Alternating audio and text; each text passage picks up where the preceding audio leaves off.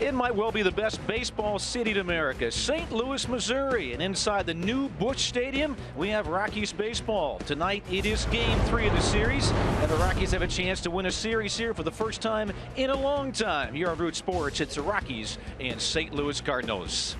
Hi, everybody. Jerry Schimmel pinch hitting tonight for Drew Goodman. Alongside me is Ryan Spielborgs. And Spilly, this team, the Rockies, not won a series in St. Louis since 2009. This game looming big tonight. This is a huge game. And when you look at it, you have two of the big guys for both respective teams. Yes, you're on a very, very difficult road trip when you're going to go to Pittsburgh and Boston next. You would love, based on the series, you get that first game to win this one when you come out of here. You know, the Rockies will turn to one of their great, young, exciting arms, Jon Gray, to try to get that win tonight. Well, right? And he matches up perfect with Michael Wacha. These are the two guys. You got one guy projecting upward, the other guy, you're not so sure where he's going. And for Jon Gray, with all the wins that he just had, his very first one, he's going to have to count on his slider. And when you look at how good his slider has been, it's been remarkable. He's been using it a lot more this year, 30% of the time. That's a big increase for last year. 72% of the strikeouts have come via the slider, and it is filthy. He's been able to throw it lower in the zone, and for lefties and righties, it has been very, very effective. Part of what makes Jon Gray so effective, too, is when he uses the fastball command, he sets up the slider. Look at that pitch to Jamil Weeks, and Denard Span is not a guy that strikes out very often, and it works just as effectively on right-handed hitters. You see Yoenis Cespedes and then Neil Walker. It is a wipe-out slider. It ranks in the top 10 as far as the slider pitches and the whiff rates go. I'm very impressed by Jon Gray, but I want to see, is this the real deal? Is this the guy that's going to go out there and beat their best? So that's what I'm watching tonight. On the other side, Ryan, a tough matchup, Michael Wacha. Well, and Michael Wacha, we know what he's been able to do. Last start for him, he had his defense failed him. We've seen this St. Louis Cardinals defense not be very successful for him. But for him, he is a competitor. We know what he's done in the postseason, but he's one of the better guys that the Cardinals have.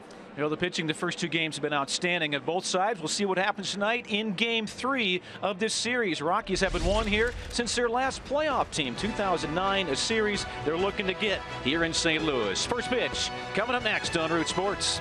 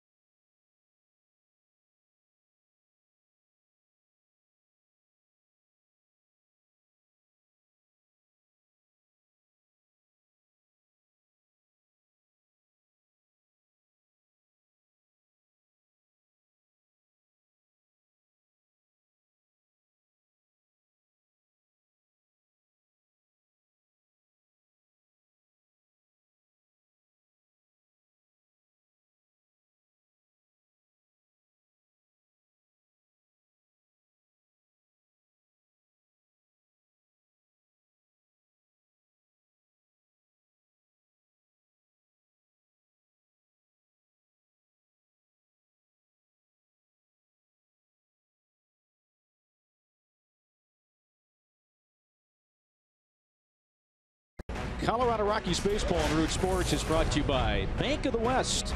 For a personal approach to banking, go west. Bank of the West. By your hometown Toyota stores. Toyota, let's go places. By American Family Insurance. Insure carefully, dream fearlessly. And by Southwest Airlines. Transparency, low fares, nothing to hide. Welcome back to St. Louis, Missouri, Busch Stadium. This is actually the third Busch Stadium that is built in downtown St. Louis, and they love their Cardinals here. This is a phenomenon. This is not just Major League Baseball. This is a phenomenon. And Ryan, I know you played here a bunch. It's a lot of fun, even as a visitor, to play here, correct? It really has been a great time coming here. And even the minor league system. You go to a minor league game, Springfield Cardinals, everything about it is that people just find nostalgia behind it. They think back to their favorite Cardinals player. They think back to Stan the Man, Dizzy Dean, Red Schoendice. I got his name right for once. Bob Gibson. Great fans, and they'll let you know. They just need to get a little more red in the ballpark. Otherwise, things are pretty good. Yeah, more red? Yeah, a little more red in the ballpark. Yeah, there's those great names. Jack Buck, of course, a broadcaster. Stan Musial, Slaughter. I mean, the names and the championships go on and on here in St. Louis. 125 years of Major League Baseball in the National League, and there are the pennants starting in 1926 and the last one in 2011. These Cardinals have been good, and they've been good for a long time. Game 3 of our series tonight, and an interesting matchup as Michael Wacha takes the mound. He'll start with Charlie Blackmon, leadoff hitter for the Rockies, and Charlie hitting the ball very well up there near 300. And let's look at the lineups brought to you by Southwest Airlines. A little bit different look for the Rockies tonight. Nolan Arenado is back in the cleanup spot for the Rockies. You see him there. Cargo's moved up to third, so that was the way the Rockies went about the first 5 weeks of the season. And then Daniel Descalso getting a start at second base. He is a former Cardinal, and Tony Walters behind the plate. So there you go. Story, Gonzalez, Arenado, Parra again. Mark Reynolds taking over at first base against the Cardinals. Let's look at Michael Wacha, Ryan, and his numbers. Well, his numbers, they still look good, but they're not quite what Michael Wacha is accustomed to. His last 4 starts, he's lost them. Defense has failed him. Fastball command hasn't been quite where it has been for him in the past. Talk about a great changeup, good secondary pitches. But for me, his walk rate is up, home run rates are up. So when he's counting on the strikeouts, he's not getting them. He's getting walks, and he's getting hit around quite a bit. So Michael Wacha looking for his 3rd win. He'll start with Charlie Blackmon as the Rockies trying to win a series in St. Louis for the first time since 2009. It's been a while. Great opportunity tonight to do just that. We'll need a good effort from John Gray and see if they do something offensively against Michael Wacha. Wacha, big fella, 6'6", 215 pounds, and strike 1 to Blackmon. Good to have you on board tonight. Overcast skies here tonight in St. Louis, but a wonderful night for baseball. That's a foul ball down the right field line off the bat of Blackmon. 0-2 on Charlie. Couple of hits in last night's game 2 for Blackmon. Had that triple to lead off the game, and then got thrown out at home, and the Rockies couldn't score after that. 0-2 pitch, fouled away, just protecting the strike zone. Well, so far tonight, you can see Michael Wacha being very aggressive with this fastball. That changeup is going to be his best wipeout pitch for this young Rockies lineup. Way upstairs on that one, got past the catcher, Molina.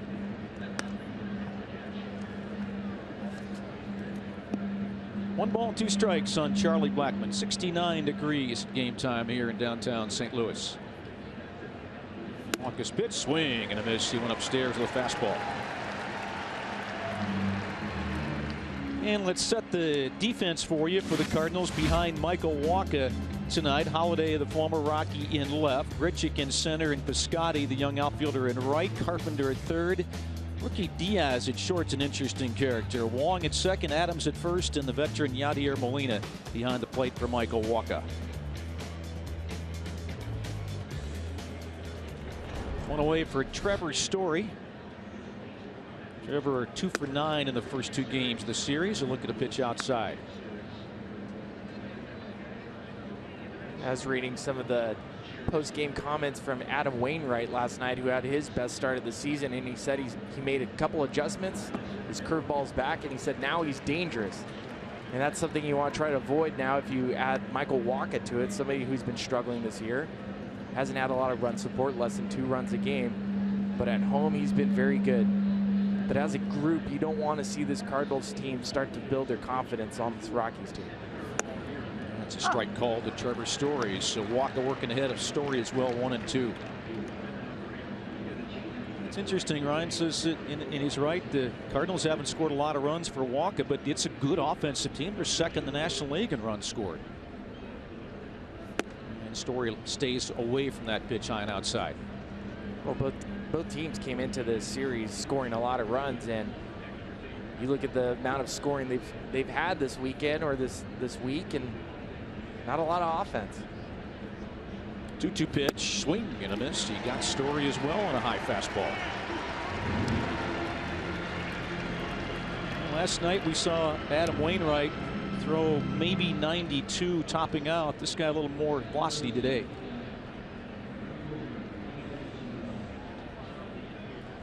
Well, Michael Wacha is going to be challenging the Rockies hitters. He can locate the fastball. This one above the belt ties up Trevor Story, but you can see the aggressiveness with Michael Wacha coming after the Rockies hitters. So 2 outs, both on strikeouts, and here's Gonzalez slumping a bit. He's 0 for 8 in the series, and he'll hit that one foul in that homestand that the Rockies had, where they had success toward the end. 4 for 21 for Cargo.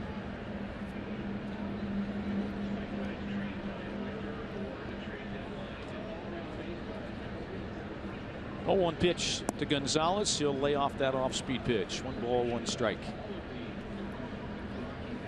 Well, Cargo had a .333 batting average May 5th, Cinco de Mayo, but since then he's 6 for 43. That's a .140 batting average. Trying to find the stroke. He had a great game on Sunday. He had a home run and a double in that win against the Mets in Game 3, but in the series he's kind of reverted to some of his old ways at the plate. Trying to find his way, batting 3rd tonight. 2 outs, nobody on. Shift is on in the infield, and that one's fouled away off the bat of Gonzalez. We're watching Cargo. For Cargo, it's all about his leg kick. It's all about his timing. Physically, he's in a great shape, much better where he has been in the last couple of years. But that leg kick, for him to see the ball, recognize it, not let his body pull him forward where he's having to commit to pitches on the outside part of the plate or guess inside to be able to catch him. 2-2 is fouled away.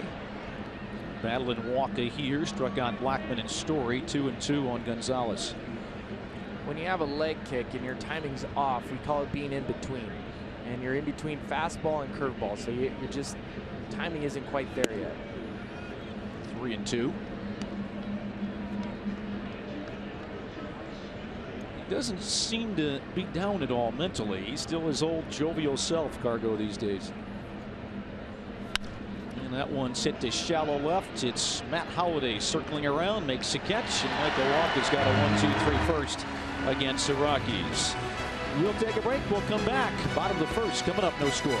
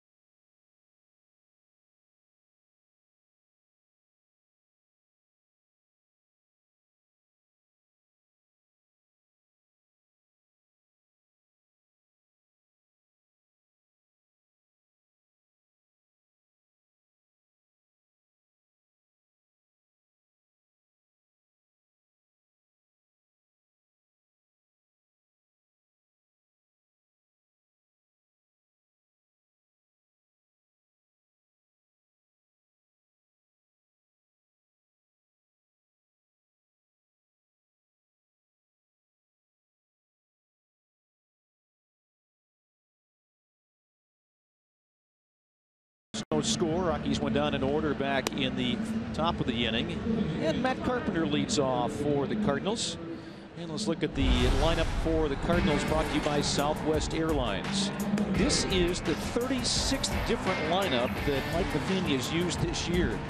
We've only played 40 games.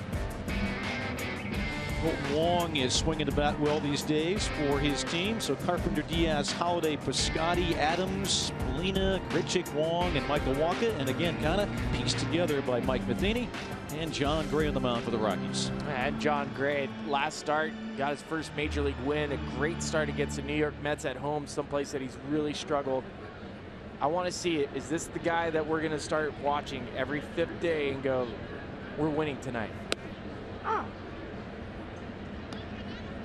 And when you look at his arsenal, yes, he has the big fastball, but the slider command for me has been impressive. He's scrapped the curveball and scrapped the changeup last year, throwing it about 18% of the time with the changeup. It's really allowed him to focus on that slider, which is so devastating to left-handed batters. And to put it into context, lefties are 4 for their last 33. Rockies put a shift on, left-handed hitter Carpenter. Just 1 for his last 14 at the plate. Doesn't have a hit in the series. The fastball a little bit inside, so 2-1. On to look a little bit deeper into Jon Gray's pitch usage. You have to watch it and watch how guys adapt in the major leagues. And for Jon Gray, scrapping certain pitches and realizing that the slider is so effective for him. It's lifted down the left field line. That's going to slice into the corner and a foul ball.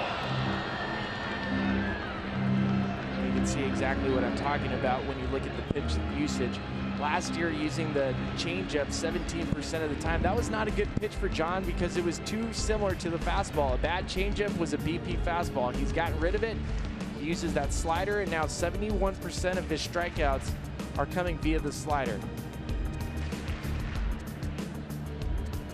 2 balls and 2 strikes on Matt Carpenter. Jon Gray facing his first hitter tonight, looking for win number 2 of his career. Number 1 came last time out. That start against the Mets. Fouled away by Carpenter, who's just a real tough out anytime you face him. You can see Carpenter turn around and ask Lance Barksdale, who's behind the plate tonight. He goes, "Is that a strike?" Lance waved his head, "Yep, it's a strike."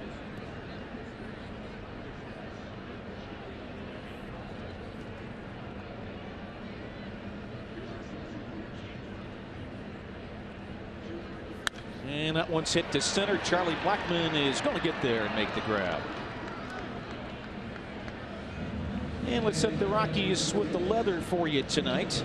Again, Daniel Descalso will start at second base. Here's the outfield. It's the regular Parra, Blackmon, Gonzalez left to right, and then Descalso at second for DJ LeMahieu. Just a night off for DJ, and the first start for the former Cardinal Descalso. Walters behind the plate, and there is the former Cardinal Daniel Descalso. Excited to be playing, you said tonight. He was ready to go. When isn't he, though? We were teasing him that this is his opening day. Yeah. Happy opening day, Daniel. So he was running to third base. He pretended to shake his legs like he was super nervous. Except I think he really was shaking his legs because he was really nervous. Chopped to the plate, foul by Diaz, the young shortstop. That got his front foot. He's going to walk that one off. Let's check the umpire alignment tonight. Behind the plate, Lance Barksdale. First base, Jim Wolf, yes. Adrian Johnson at second. And Gary Cederstrom at third. That's Barksdale behind the plate, calling balls and strikes tonight. He's going to let the manager and the trainer come out to check on Diaz to make sure that he's all right. Lance Barksdale, at least in my mind, Ryan, one of the better balls and strikes umpires in the game. He really is. He had to join the crew. This is not his normal crew because his daughter was graduating from high school. So being from Mississippi, he flew home and saw his daughter graduate, and now he joined this crew. Kind of like the guy I'm pinch hitting for tonight. Yeah, for Drew Goodman, going home and seeing his son graduate. We'll be back soon. Priorities. I like them. Family comes first, Jerry. Yeah, that's right. Aledmys Diaz is all right. He's back in the box, and that pitch caught the inside corner.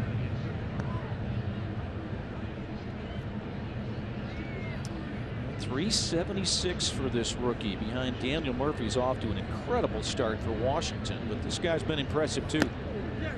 And that hit him. That's a hit batsman. Diaz got clipped just a little bit on the inside with that fastball by John Gray.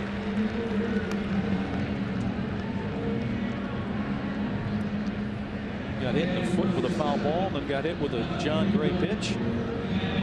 Well, John Gray's been using a sinker more, two-seamer, because he likes the movement he's getting, and you can see this movement running in towards Diaz from the side. That is not his check swing. That's not his swing. It gets him nice and easy.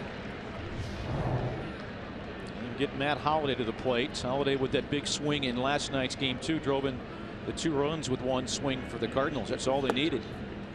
Ball 1. We were showing Aledmys Diaz is second in the National League behind Daniel Murphy, who just hit a home run against Matt Harvey. Washington playing the Mets. John Gray working from the stretch against Matt Holliday.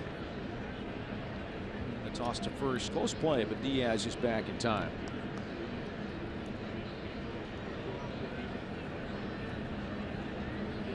One thing the Rockies have asked John Gray to do is consider speeding things up a little bit. Not necessarily with runners on base, but a little quicker tempo, and he's adapted to that very well. He is popped up, going to be a foul ball. It's out of play. Well, to put it in context with what you're talking about, we were noticing Chad Bettis, and in Bettis' last start, the pace, the time it takes in between, the seconds in between pitches, he was less than 17 seconds. John Gray is averaging about 24 seconds in between pitches. So you'd like to see him maybe not catch up to that breakneck pace, but something, you know, league average is about 21.5 seconds. Somewhere around league average would be great. 1-1 pitch to Holliday, and that's a broken bat. It's a little flare out into right. Cargo can't get it. It's going to drop in front of him. Scalzo couldn't get there either, and that's another hit for Matt Holliday. Just his second, his last 16 at bats, but both against the Rockies. First and second, and 1 down for the Cardinals.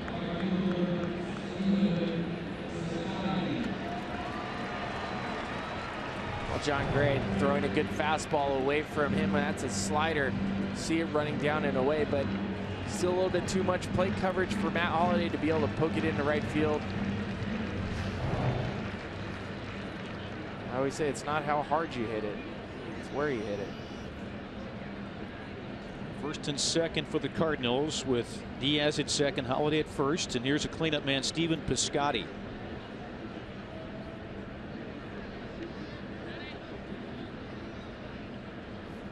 And a breaking ball, slider missed, backhanded by Walters, and 1-0, and Tony's going to jog out the mound, deliver the ball to John Gray.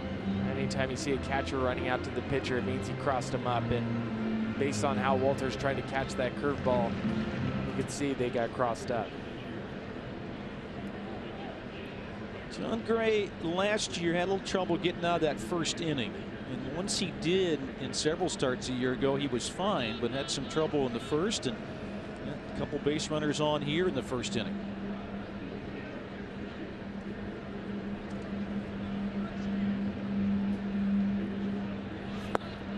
Missed away. Fastball, plenty of velocity, 97 miles an hour, 96, but he missed. And 2-0 on Piscotty.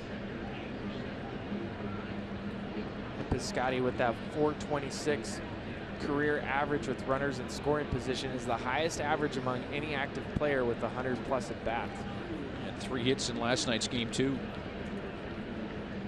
Stanford product. Gray delivers to him, and that one's hit to left center field. And Parra can't get it. It's going to bounce up in the stands for a ground rule double. I thought for a moment Parra was going to run it down. He couldn't get it. It kept carrying, and that's going to score a run. Diaz will score from second. Holliday stops at third. 1-0 St. Louis.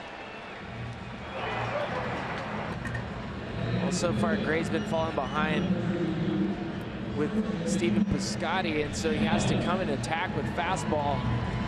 Catches way too much part of the plate. Piscotty's been swinging a very hot stick You can see Parra giving chase, and you asked for a better bounce for the Rockies. That was a perfect hop. That keeps Matt Holliday from scoring from first base. Yeah, Piscotty with 4 hits in his last 5 at bats against the Rockies. Second and third, 1 down. And the Cardinals this year 13-5 when they score first. Matt Adams, the first baseman. And a breaking ball missed low and in to the big guy from Slippery Rock University.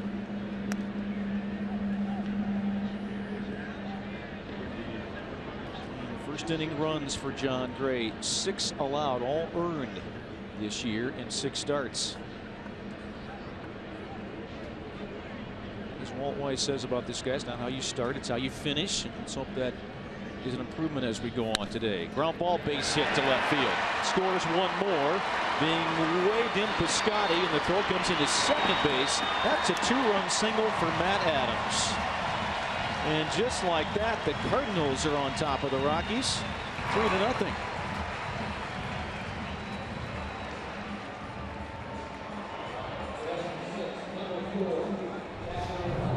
The Rockies are in the ship. Nolan on the left side of the infield.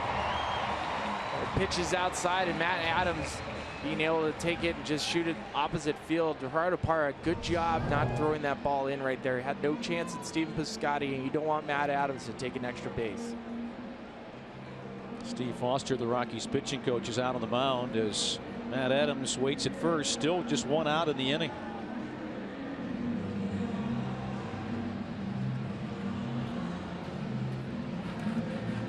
Runs on 3 hits in this first inning. A hit batsman got the rally going for the Cardinals. That often is the case. And a single, a double, and a single. Now John Gray's got the veteran Yadier Molina.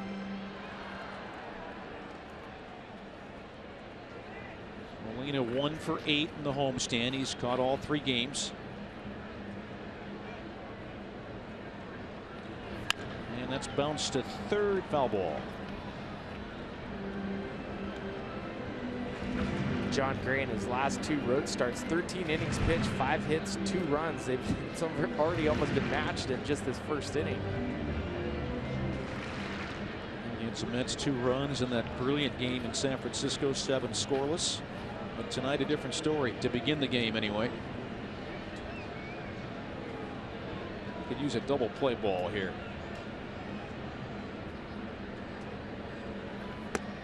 And that's a strike called. Let's look at last night with Molina at the plate. Rockies needed a double play, and they got just that. Great play by Arenado, great turn by LeMahieu, and a big moment in the ball game defensively for the Rockies. 2 Gold Glovers combining on a wonderful 5-4-3 double play.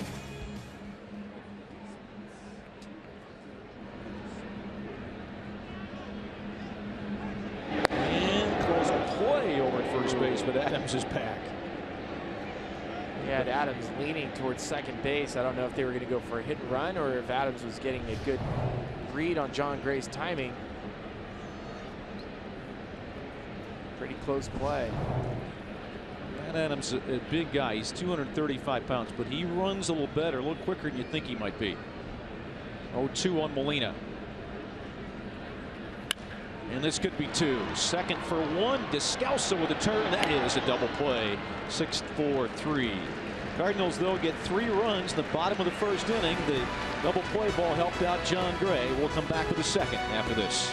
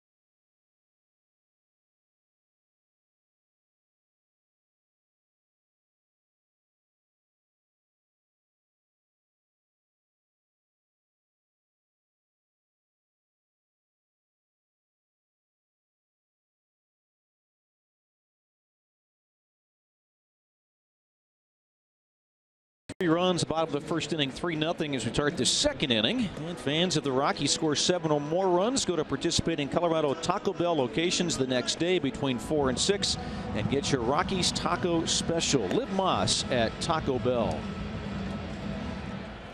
It was a 1-2-3 first for Walker against the Rockies. Nolan Arenado back in that cleanup spot will lead off for the Rockies here in the second inning. Will be followed by Gerardo Parra and then Mark Reynolds. Terrific numbers to begin the year again for Nolan Arenado. The thing that he's talking about the other day, he's so proud of, is hitting over 300. He said that was one of his goals this year, is to hit around 300. He's at 305.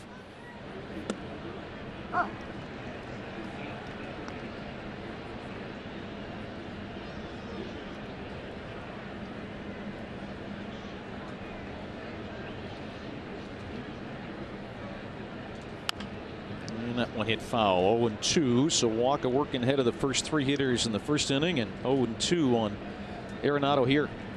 And I think 3rd year, 4th year now in the major leagues for Nolan, understanding how you go about hitting 300 is realizing that you're going to have a lot of ups and downs. You're going to have a month where you hit 200.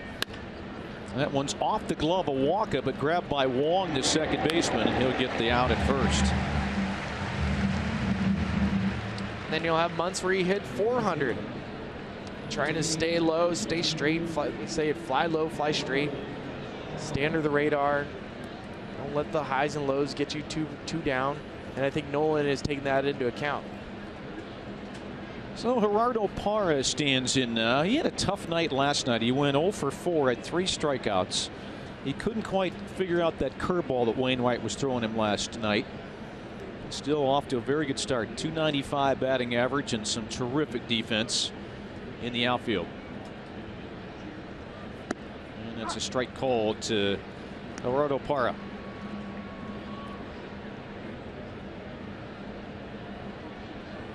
Had that great homestand, went 10 for 25. Trying to take it on the road now. That's upstairs. 1-1. Walt Weiss talking about this guy before the game, saying, I don't know that I am aware of a better arm in the outfield in terms of accuracy and strength together. Showed it again last night, swinging and a miss there on a high breaking pitch, actually 87 miles an hour. And only because we don't get to see a lot of American League teams, the only arms off the top of my head, Kevin Kiermaier, the outlaw with Tampa Bay. He's been measured on the StatCast, throwing it over 100 miles. And a Jackie Bradley Jr., center fielder with Boston. They said he threw it over the 420 center field from home plate at Boston. Seriously? Yes, from home plate, threw it over the fence. I didn't know that was possible. Neither did I. I don't know if Parra's got that kind of laser arm, but the accuracy sure is there for the left-handed thrower. Let's go back and look at that throw from last night for Parra. The thing about it is he seems to take his time and kind of measure things up, Brian. Well, he gets behind the baseball, and that allows his feet to get set. And talking with Matt Holliday last night, he was watching the whole play develop, and he goes, Carpenter, you better run faster.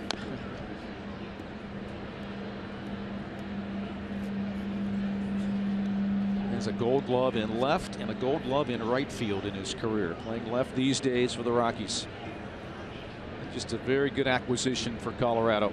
Good with the bat, steady, used the whole field, and the defense, of course, is there every night. 2 balls and 2 strikes. 1 out, nobody on for the Rockies. They're down 3-0 in the top of the second. Michael Walker's pitch to Parra. That's chopped off the plate. Could be a tough play. Diaz charging. Oh, good slap hit. And out at first base. Well, from all accounts, if you talk to some of the St. Louis Cardinals broadcasters, they've been saying he'll make the incredible plays. That's a very difficult short hop that he's able to pick off to the side of his body. But it's been the routine plays that have been difficult for Diaz at first. That throw, not quite on target, but Matt Adams reaching out, making the grab. And Diaz does have 10 errors, and that has been a problem for St. Louis this year. They're leading the National League in errors. Michael Wacha's last game his Cardinals defense committed 3 errors. Scored 6 runs, 2 of them were earned. Mark Reynolds at the plate now for the Rockies. 2 outs, nobody on. 1 for 5 in the series with a double. He's walked 3 times in the series. Former Cardinal. And a foul ball. 1-1. Wacha does not seem to have any trouble with his command. He's been able to spot up both sides of the plate.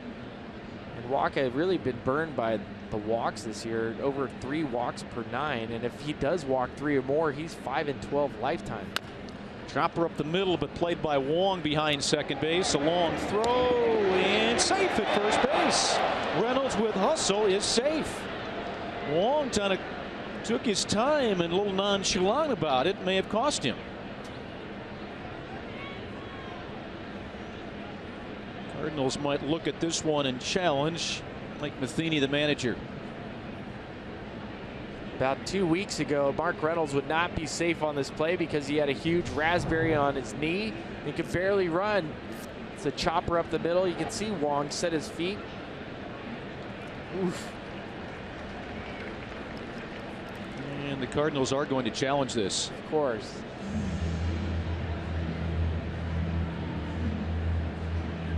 It's close. This is, as a hitter, you wish that they didn't have the instant replay for this. You go, come on, I just had a hit. Yeah, an infield single. Mark Reynolds doesn't get many of those. By the way, Mark is coming up on 1,000 hits for his career. If this one stands and he gets his infield single, he's got 994.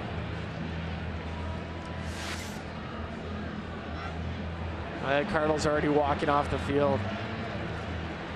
Mark Reynolds is pleading his case with Matt Adams at first. Come on, that's a hit, right? I still think that's really close. The ball's got to get into the pocket of the glove. Most of the Cardinals fielders are off the field right now. And I call him out at first base. Challenged and overruled, so the Cardinals win the challenge, and Mark Reynolds is out at first base. It turns out to be a 1-2-3 inning for Michael Wacha again against the Rockies. Headed to the bottom of the second, 3-0 Cardinals.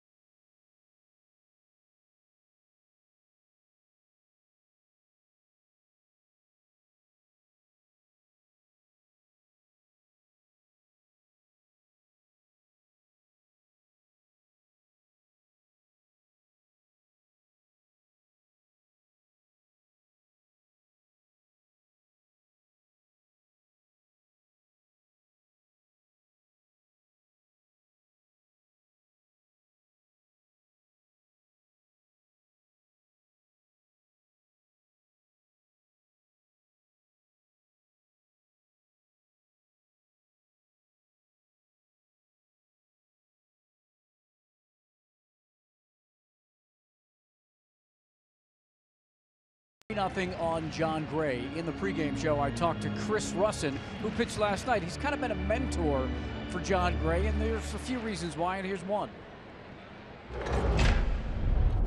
I always look nervous, before the games. I'm like, man, what's wrong? It's just, man, I just gotta wait for this game to start. And I'm the same way, but we just talked, throughout that season, and then you end up getting called up, and doing the same thing, leaning on me, asking questions, leaning on Bettis. All the pitchers just trying to calm him down, you know, and calm his nerves, and let him know that he has electric stuff, and just to go out there and attack, and you know, don't hold anything back, because you know you want to get the best out of your pitches. Well, he's in a 3-0 hole here as he pitches to Grichuk. And Spilly, was there somebody that you had to as a go-to person for, you know, whether it was to calm down your nerves or just get you set for the game? Is there anybody that comes to mind? Sure, I mean, there's always players. Plenty probably, right? Who? I said plenty guys probably. Oh yeah, well, and I was in a different position because I was always a bench player. So understanding how to go about your business. Dustin Moore was a guy that was trying to take me under his wing and kind of teach me to always be ready. Kip Pello was another guy that was with the Rockies and sat on the bench.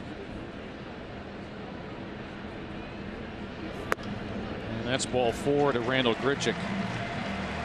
Not the way that John Gray wants to start the second inning after giving up 3 in the first.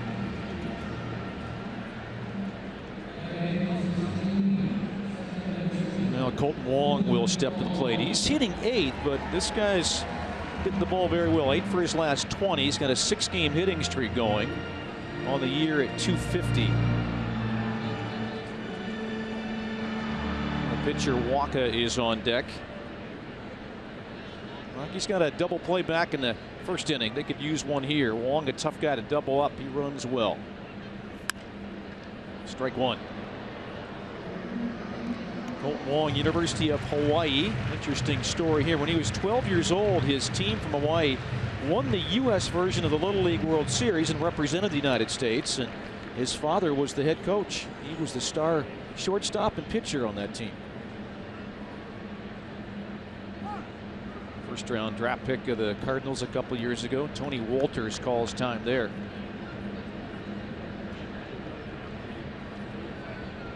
Second in the National League and Rookie of the Year voting a couple of years ago. Colton Wong.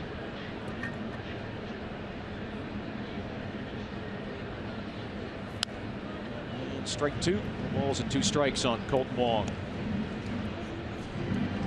Well, so far for John Gray, he's had Aledmys Diaz on the ropes, hit him with the pitch, had Matt Holliday on the ropes, threw a slider that got punched into right field, and now you have another 0-2 count. Let's see if he can put a hitter away. Yep. Has not had a strikeout yet. We're in the number 8 hitter. We're used to more strikeouts from John Gray. We got spoiled the last 2 games. 0-2 pitch. Oh, that didn't miss by a whole lot.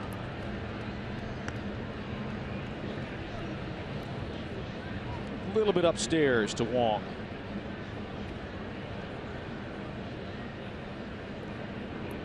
John Gray averaging 11 strikeouts per 9 innings, so much more than 1 per inning, and he's looking for 1 here. Go to first. Back in time is Grichuk. Runs well.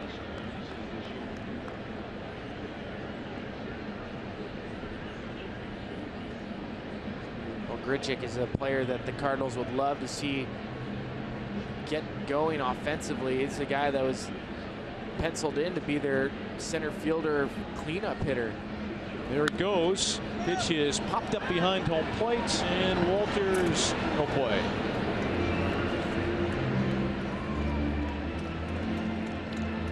Tony watched the runner take off to second base, and that's turn around and try to get to the backstop to make a play, but it was out of play, and Grichuk back to first.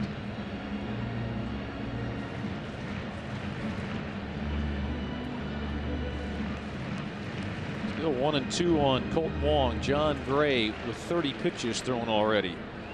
6 men sent to the plate in the first inning. And he walked the first hitter here in the second.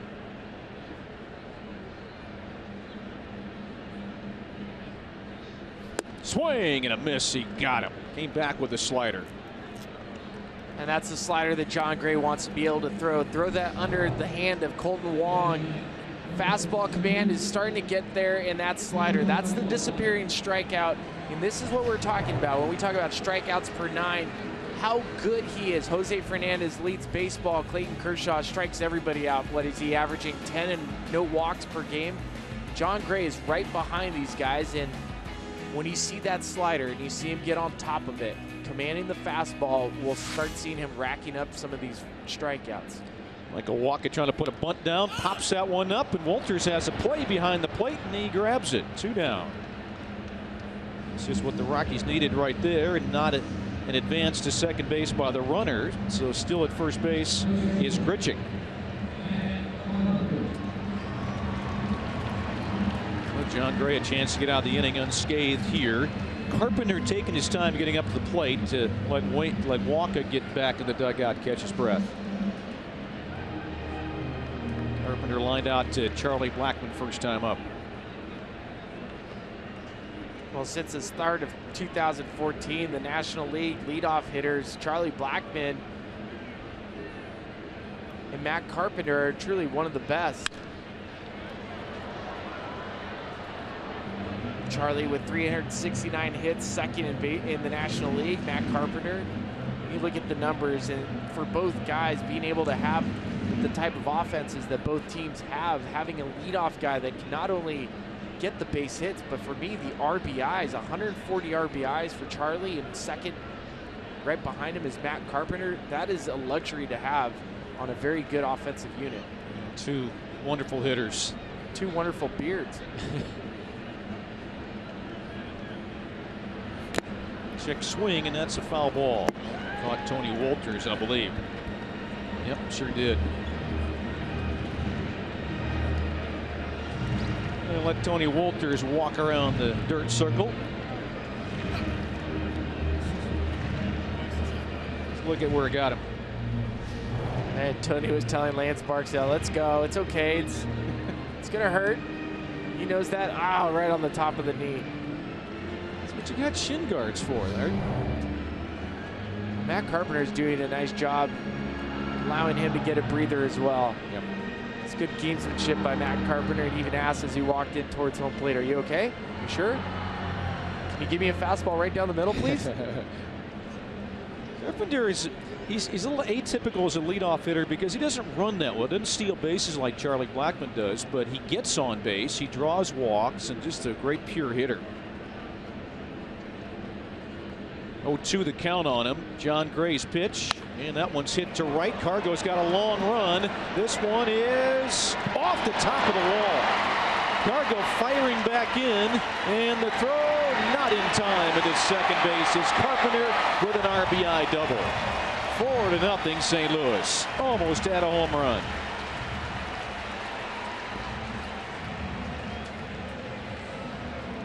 Matt Carpenter just beat John Gray to the location. And as we watch Matt Carpenter swing, he does not take a big swing. He just gets the barrel to the ball. Another slider. He doesn't even finish his swing. Cargo on this throw tries to throw him out from the warning track and has a chance if he hits the cutoff man with Daniel Descalso. Randall Grichuk, who runs very, very well, is able to score from first. And there again, when you talk about having a leadoff hitter with the ability to drive in runs, that's a 2-out RBI with a runner at first base. Shortstop Diaz next, and he'll put a soft liner towards second. Grabbed by Descalso, put to first just in time to get the out. Let the Cardinals tack on. They have taken a 4-0 lead after 2. Back to St. Louis in a moment.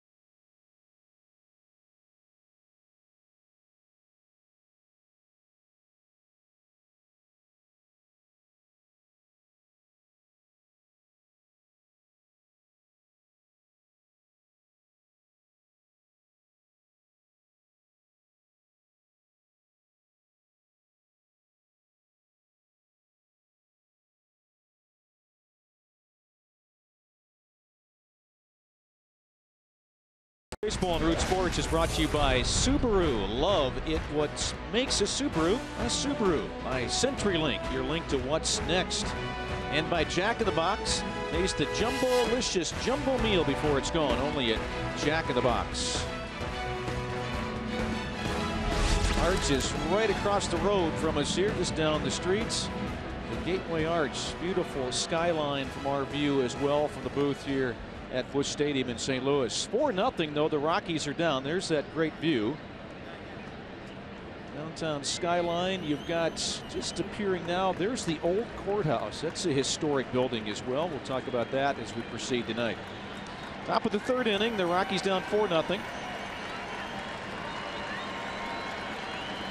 As Daniel Descalso gets a nice round of applause from the fans. And like Daniel told us yesterday, once a Cardinal, always a Cardinal.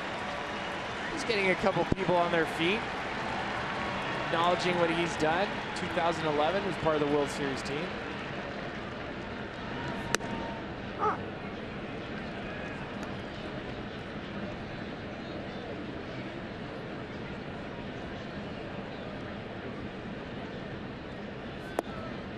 Descalso saying yesterday, he said, don't get me wrong, the fans in Denver are awesome. They are awesome. But he said, they're not like here. He said, this is it's a phenomenon here. 2-1 to him.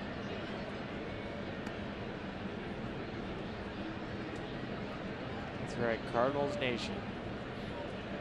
I know they've been playing baseball here 125 years, and all that success, that's a strike. 2-2 on Descalso. And Walt was really trying to get Daniel. This is the first start he's had the entire season. Got hurt in spring training, been having rehab. That's going to be a base hit to left field for the former Cardinal. Matt Holliday cuts it off. Big turn for Daniel, but he will hold at first base. And the Rockies have their first hit and their first base runner. Well, none of the Cardinals fans cheered after that base hit. They don't mind him coming to plate, but no base hits against him. Huh? That's right. Daniel Descalso, very first hit of the season, is going to come with 2 strikes. And he loves seeing that on the Subaru Supermo. He sets his feet nice and early, gets his foot down, and that's a mislocation for Waka. Good inside-out swing, and you're on the board. It's official. 1 for 1. Right. Well, I think he's 1 for 2. Is he 1 for 2? Yeah, you're right. He had a pitch hit, check swing. He sure did. Tony Walters next. He'll chop that one foul. That got his front foot and put him in a heap. That is not fun. Yadi Molina's he's been through it. He knows what it feels like. Yeah, Yadi's like, I feel your pain there, friend. I know exactly what you're going through, buddy. Come on. Raise your bat. Remember at the bottom of the second, he got hit as a catcher on the knee. Here on the foot. There's not enough padding for catchers. You can see Tony Walters' inside fastball just drills it right off of his foot.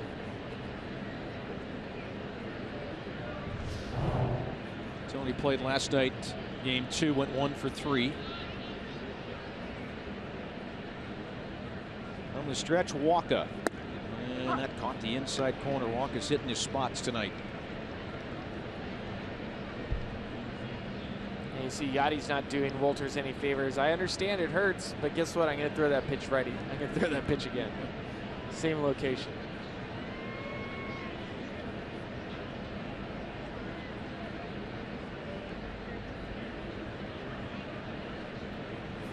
Swing and a foul tip that was held on by Molina on a high fastball at 95. Third strikeout of the game for Waka. First out in the inning for the Rockies. Rockies fans, you can join the conversation. Send us your thoughts, photos, questions via your favorite social media platform using the hashtag Toyota Talk. We'll show some of your Toyota Talk comments throughout the game tonight.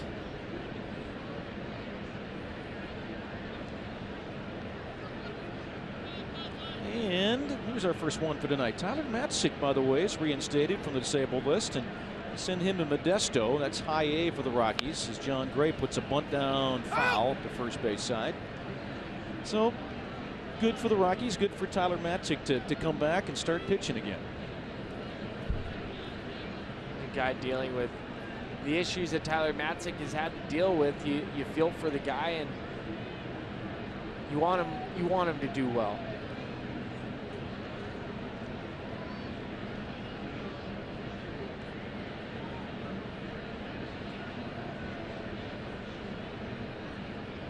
Gray up in the box, showing bunt. The throw to first as Scalzo's back, standing.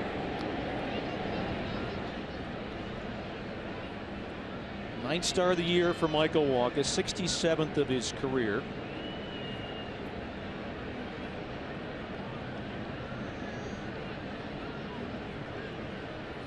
And Gray pulled the bat back. It's called a strike. It caught the outside corner. On the Subaru strike zone, it does.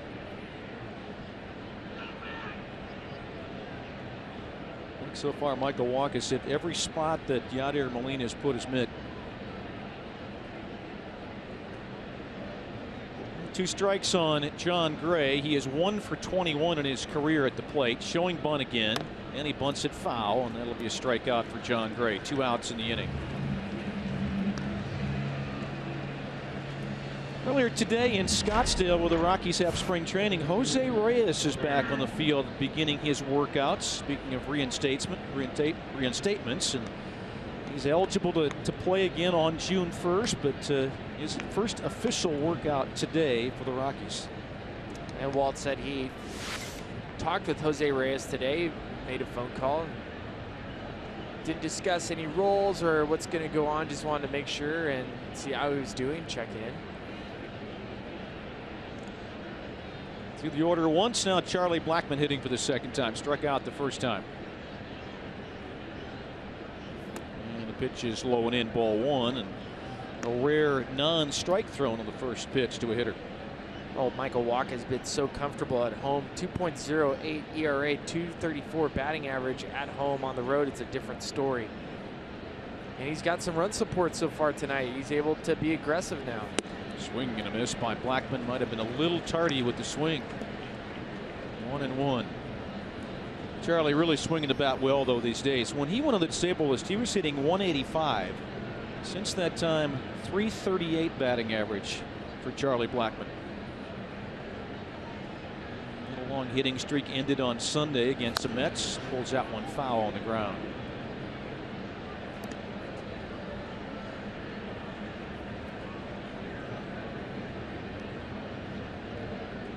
Cardinals with 3 runs first inning, tacked on 1 more in the second. We're in the top of the third.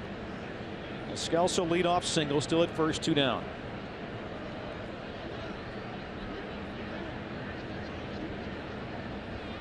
And Wacha's pitch, that one is popped up. Might be a play for Carpenter, the third baseman. You're going to run out of room. It's on top of the dugout.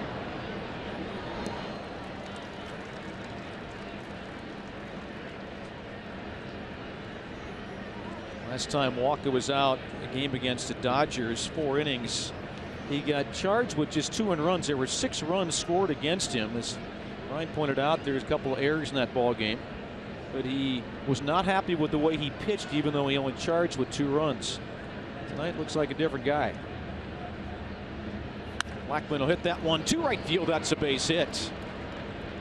Solid single for Descalso, another one for Blackmon. So the Rockies' 3rd inning continues. First and second, 2 down.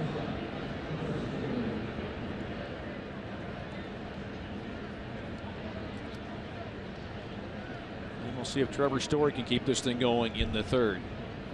Strikeout victim as well with Michael Wacha back in the 1st inning. Well, Wacha, years ago when he first showed up to big league spring training, Mike Matheny thought that Wacha was Adam Wainwright. Both are very imposing. Adam Wainwright's 6'7", Michael Wacha is 6'6", but it wasn't just the mechanics, it was how he was carrying himself on the mound, the demeanor. And last night when we saw Wainwright get into his groove, you could see the confidence that Wainwright would exude. Same with Michael Wacha, and as we know, Michael Wacha ended up with 4 postseason wins in the World Series that next year. There's Wainwright, who was so good last night against the Rockies. Yeah, they do look alike. They're built the same way. Wainwright a little bit taller, but not a whole lot. Yeah, you can see it right there. Yeah, it's the beards, guy. Especially. It's the same guy, right? Check the birth certificate. Yeah. Two outstanding pitchers, too. Story will hit that to left center field. That could get to the gap. It's going to. And it's going to score a couple of runs. Descalso scores. Blackman's going to score in the play. And the Rockies with 2 outs able to put 2 home with an RBI, 2 RBI double by Trevor Story.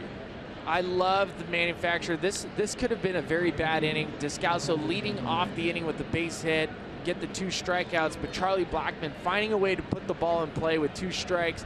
And Trevor Story, runners in scoring position.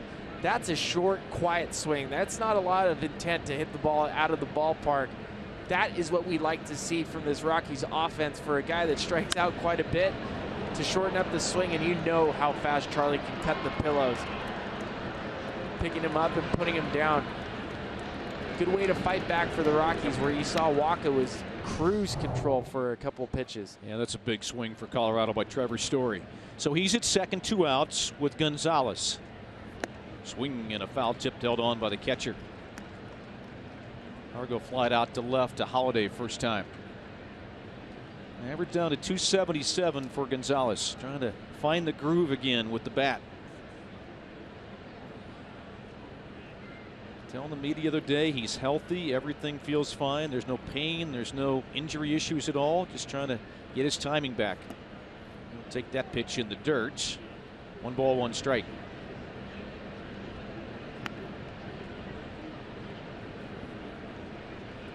So the Rockies with a 2-out rally. They get a single from Descalso, then Walters and Gray strike out, but Blackman and Story back-to-back hits. Cut that lead for the Cardinals in half, 4-2. And looking for more. Gonzalez with a chance to drive in a run. Walker's pitch upstairs, and 2-1. Falling behind a hitter finally.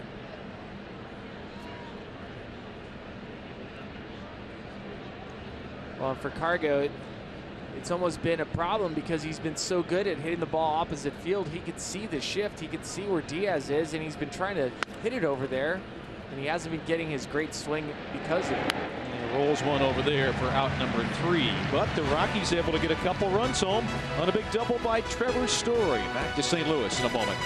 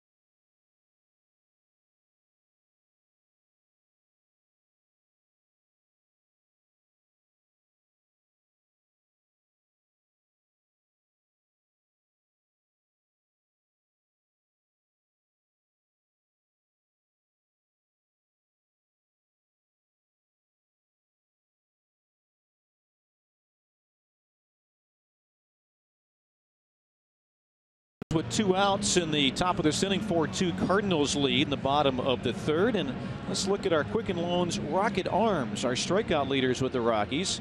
Chad Bettis number 1. John Gray right behind him with the 37. So pretty good 1-2 combination, young guys. Great 1-2 combination. John Gray doing it in not as many starts as Chad Bettis. You like seeing it.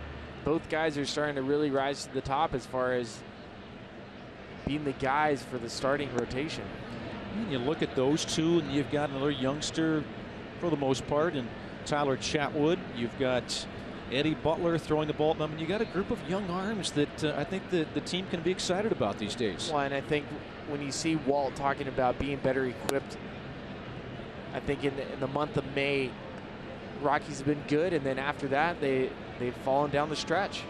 And you look at the arms in the minor leagues, and you look at the arms now, and Walt's right. Even Charlie Blackmon said if this was a stock, if the Rockies were a stock, I'd buy now because they're moving up.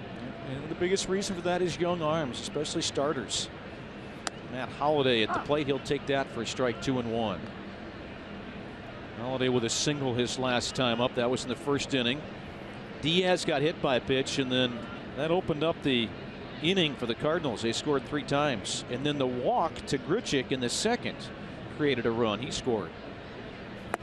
Swing and a miss. Boy, good spot on a fastball there. Down by the knees at 97. Well, and the reaction of Jon Gray after he threw that, he whipped his arm and his leg. You could see the downward movement he's getting on that. He's been throwing that two-seam pitch a lot more of late. Two-seam at 97 miles an hour. That's not fair. 2-2 pitch. Ground ball up the middle to Scalzo on a backhand. He's got it, and he'll throw to first to get Holliday. 1 down. This is a big inning for Jon Gray. The Rockies just scored 2 runs with 2 outs. You're about to go through the heart of the lineup with Holliday, Piscotty, and Adams, and trying to get the team right back into the dugout. You talk about keeping that quick pace and how important that is. This is, again, you look at these growth moments for Jon Gray. If you want to step up and be considered the guy, this is a big inning to prove to your teammates, hey, it's for real. Let's go. We're going to win this series. And strike 1 called there on a pitch that was 96 miles an hour again. 0-1. Grichuk with a big swing back in the first. A 2-run double. It was a ground rule double.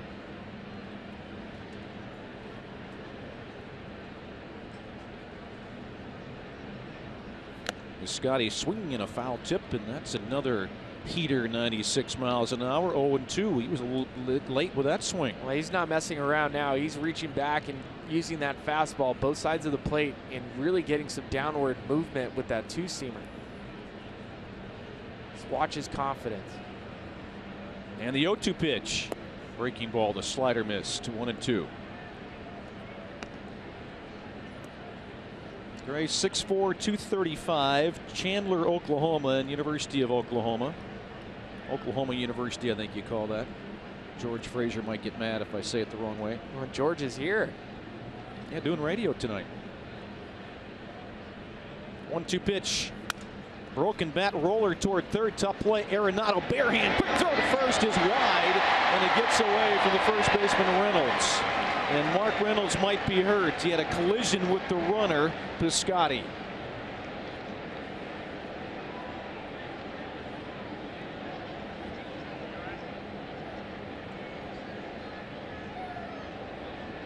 Knocked his glove off. Couldn't get the throw from Arenado. It's going to be an error on Nolan Arenado. Going to be a base hit for the runner. No error on Arenado. Base hit for Piscotty. They're going to rule, and we'll see if Reynolds is okay. And Jon Gray threw a fastball right under Piscotty's hands and blew up his bat. And so the ball wasn't hit very hard. Oh man, that is dangerous. And you could see Reynolds, you wonder if he jammed his thumb. The throw just because of the slow. Oh man. Yeah, that could be bad. Anytime you see the wrist bend like that. By the way, Tony Walters back at the plate did not allow Piscotty to get to second base. That's Keith Duggar, the Rockies lead trainer, looking at Reynolds.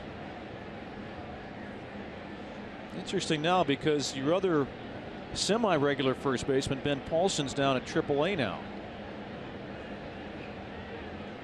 Reynolds grabbing his glove, so that's a good sign, I assume.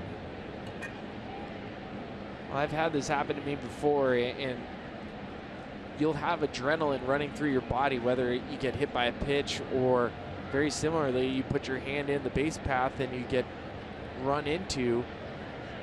Your body shakes and it's hard for you to grip just because you're nervous. Your mind tells you that your wrist is broken and you start thinking worst case scenario.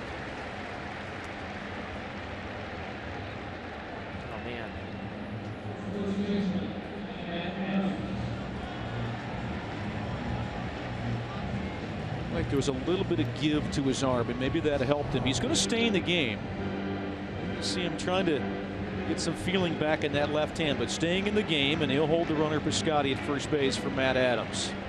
Well, and after this inning, after he plays defense, he's going to have to come down the stairs and talk with Keith Duggar and grab a bat. He's going to be hitting third next inning and see if he can handle the bat.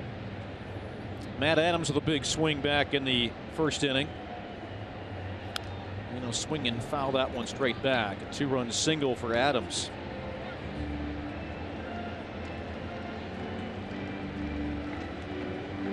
The Cardinals have a history of plucking guys late in the draft that have produced. This is one of them. 23rd round pick, Matt Adams. Scotty can run. Good lead from first.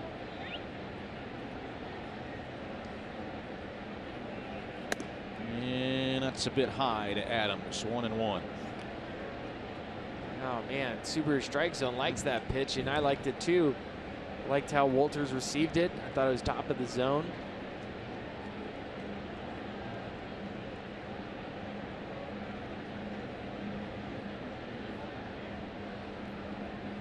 There goes the runner. Pitch swung on and missed. Throw to second base, and they get him out at second base. Great throw by Tony Walters. Throw a bit high, but in plenty of time, and it's out number 2. You're not going to see a better catch and release than Tony Walters did. Stephen Piscotty got a great jump. You can see Trevor Story drop in the quick tag right on his calf. It's a good strong tag. Make sure the umpire sees that he's out. 1-2 on Adams. And the pitch is low and in. 2-2. Walters this year, 36% caught stealing, 5 for 14.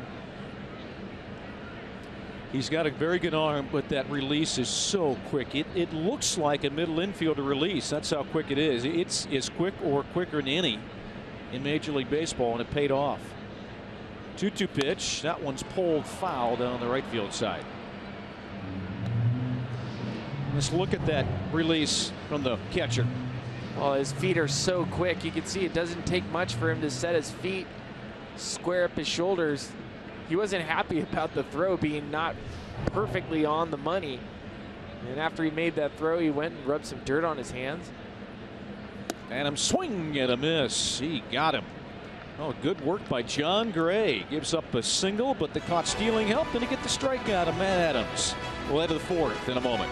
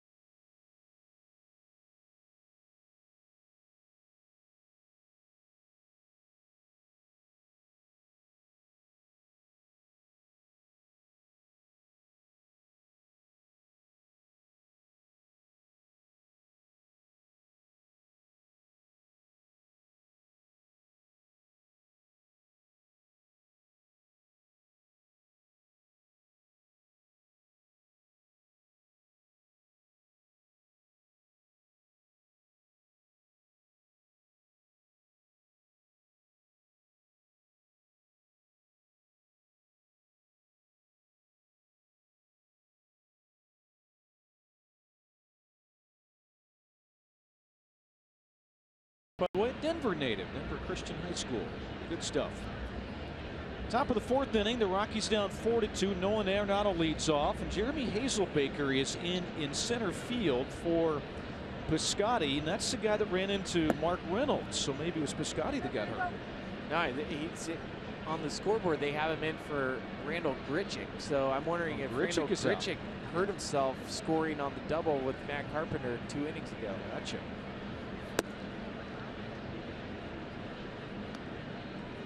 Nolan, the first time up, grounded out to second base.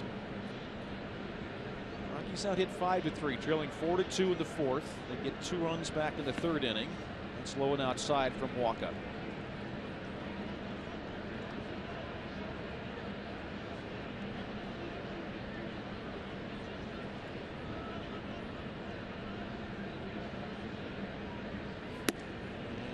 That missed outside, so there's the Walker we were hoping to see, the walking Walker. The walking Walker, yeah, there you go. Leadoff man aboard for the Rockies for the 2nd time in the ball game. Happened in the 3rd inning when the Rockies got 2. So just to clear that up, Hazelbaker is in center, Piscotty still in right, and Grichuk is out of the ball game. So nobody out. Gerardo Parra as Mike Matheny looks on, giving some defensive instruction. Parra, a ground out to short. Good play by the rookie shortstop Diaz. Putting the bunt down, bunts it out in front of the plate. It's a tough play. Molina, quick throw to first, and safe at first base is Parra. First and second, nobody out for the Rockies. Looked like a little bit of miscommunication between Michael Wacha and Yadi Molina as the ball was put in a great location right in front of home plate, right between both the pitcher and the catcher, and you can see them. They're going to make eye contact. Which one's going to go grab it? Wacha moves off, and Yadi has to throw off his the wrong foot, and Parra just beating it at safe at first base. It's going to be interesting to watch Mark Reynolds right here. Yep. Especially with the hand, 1st and 2nd, nobody out. You almost, if you're Mark, you're going, I'd rather bunt right here. Yep, exactly. Just don't want to hit into a double play is what you want to try to avoid if you can. Reynolds grounded out to second, his first time up. And a pitch upstairs, ball 1. Leadoff walk and then a bunt single for Gerardo Parra. And the Rockies have been doing that in bunting situations. They have not been straight sacrifice bunting. They've been taking it with them, trying to sacrifice, not sacrifice, but bunt for a hit. Swing and a miss there from Reynolds. And it's interesting you say that because Eric Young Sr. was saying today, he says, I think Parra has rubbed off on these guys. They see him bunt, and guys like Blackman and LeMahieu and others try the same thing. Well, and I think personnel-wise, when you look at this team versus last year, you have a lot more athleticism from Trevor Story and Gerardo Parra. There's a line drive to right. That's going to be a base hit. Arenado's going to hold at third base. He had to wait to see if that ball got through. That answers the question for now about Reynolds. He gets a base hit, and the bases are loaded. Nobody out. You're right, Jerry. His wrist feels fine. At least for now it does. Maybe the swelling hasn't hit quite yet. Well, anytime you get a hit, it's going to feel even better. Yep. Fastball out away from Mark Reynolds in that approach we've been talking about, how he's been hitting the ball opposite field, using the middle part of the plate of the field. Good piece of hitting. Caught his old teammates off guard. They go, hey, we didn't used to do that last year. Exactly. Here's the old teammate here. Descalso swings and fouls the first one back.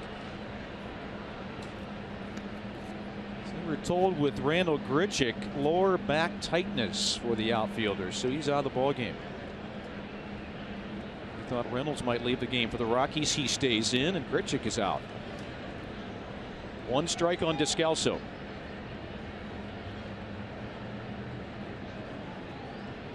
That's a line drive, base hit to left field. That's going to score 1, and that's going to score 2. Parra scores easily, and the Rockies, just like that, have tied the game up. Daniel Descalso, a 2-run single, and still nobody out. Happy opening day, Daniel Descalso. Burn your old teammates and burn the fans that came to see you play. I love it. Short swing. Michael Wacha, the inning started because of a walk. Walking Nolan. Great bunt by Gerardo Parra. And Mark Reynolds being able to hit the ball opposite field. It's the quiet swing that the Cardinals fans grew to love, or looking at it today and go, you know what, I don't like that Daniel Descalso guy anymore. I liked him like 25 minutes ago, but not now. Conference on the mound with the pitching coach. Derek Lilliquist came out to talk to Wacha. There's a runner at first and a runner at second, nobody out. Tony Wolters. Had a base hit in 6 of his last 7 games. Looking for another here. Struck out his first time. Bouncer toward first. Adams will step on the bag, and that's all that the Cardinals will get. So that acts like a bunt. Sends runners into scoring position. Second and third, 1 down. Descalso in his 5 years with the St. Louis Cardinals played in 529 games. Had a .243 batting average and 111 runs batted in. So here now is the pitcher, John Gray. Struck out the first time up, trying to put a bunt down with 2 strikes. We're just trying to make contact. The infield is in. Second and third and 1 down. He's 1 for 22 in his career at the plate.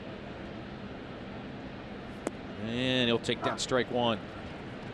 Last night, Charlie Blackmon at third base, first inning, nobody out, went on contact. And Walt said today in the press conference he's never going to put runners on the contact play. That means when the ball's hit on the ground to run with nobody out. With 1 out, most of the time, second and third, he's going to put it. And when you have a pitcher hitting, he said almost always he would consider the contact play. Showing bunts and a pitch out. Nothing's happening, and back to first base, Descalso. Check it, Reynolds. Descalso at second. But you look at this situation, second and third, 1 out. Contact play with the infield drawn in is most likely going to be an out at home plate. So you would ask you'd ask Reynolds at third base to stand still because you're going to have Charlie Blackmon on deck. Slash play there, and Gray swung through it. 1 and 2 on John Gray. That's a play Walt Weiss likes to put on. Gray not the great hitter like some of the other pitchers that the Rockies can put up there, like Russin and Tyler Chatwood. Walker looking for a strikeout, still working from the stretch. And missed away, and he stayed away from that fastball, did John Gray. 2 and 2.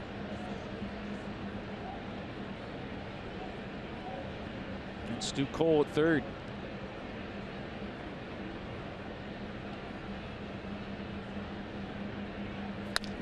He made contact. He sprayed that one to the right side. Not a bad swing. A little late, but not a bad swing for John Gray. If anything, you're getting more pitches out of Wacha. He's at 70 pitches now. Top of the 4th. 2 runs are in for the Rockies. They've out-hit the opposition 6-5. Base hit to right field by John Gray. Reynolds scores, holding at third. Descalso, just the 2nd hit in the career for John Gray. It's an RBI, and the Rockies take the lead 5-4. Talk about helping yourself. John Gray with a base hit. Nice piece of hitting, John Gray. And after fouling off that 2-2 fastball into the Cardinals dugout, you can see John Gray was sold out that he's going to get another fastball. Michael Wacha tried to blow it right by him. John Gray with a leg kick? Yeah, how about that?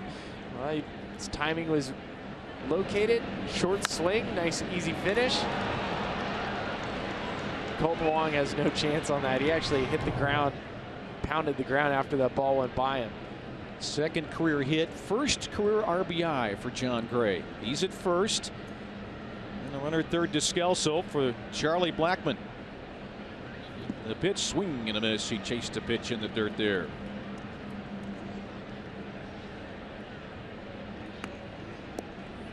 Blackmon a single and a run scored last time he was up. And John Gray, a milestone. First RBI in his big league career. It was the leg kick. I think so. John Gray's a slugger now. Well, in his mind, he might be.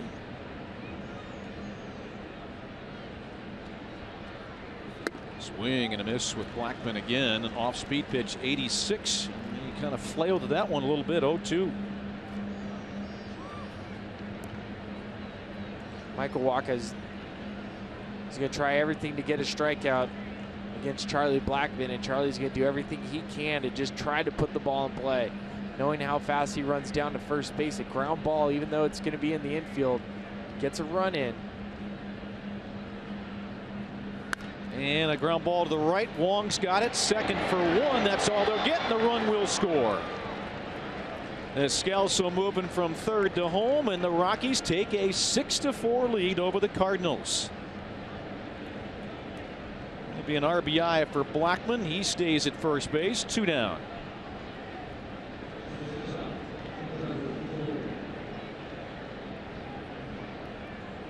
Not a bad deal for John Gray either. Get to the dugout, catch your breath, get ready to pitch again, and bask in the glory of that first RBI.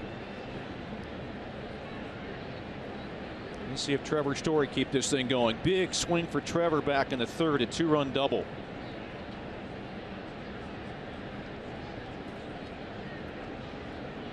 And a pitch out. Blackman is not moving from first base. Ball 1. Well, and even right there, Michael Wacha's missing location with the pitch out.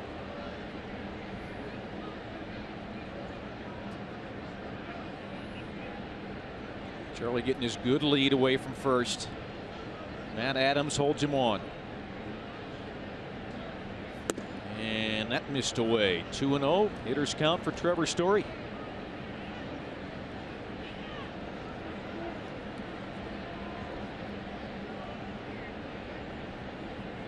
Michael Wacha 75 pitches now.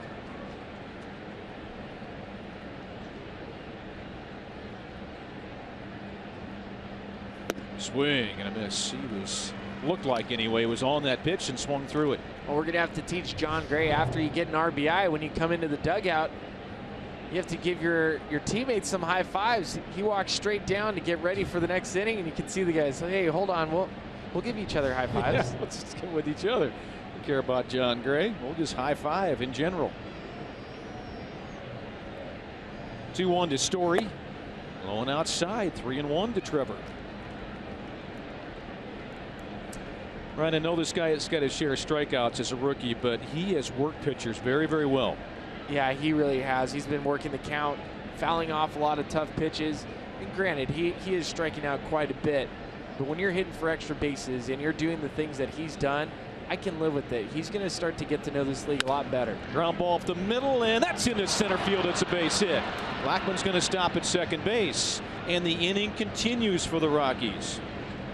That's a great example. Again, shortening up the swing. He shortened it up his last at bat when he hit the double off Michael Wacha. And again, 2 strikes. Putting the ball in play. Charlie Blackman put the ball in play. Got the RBI. Slider, too much part of the plate.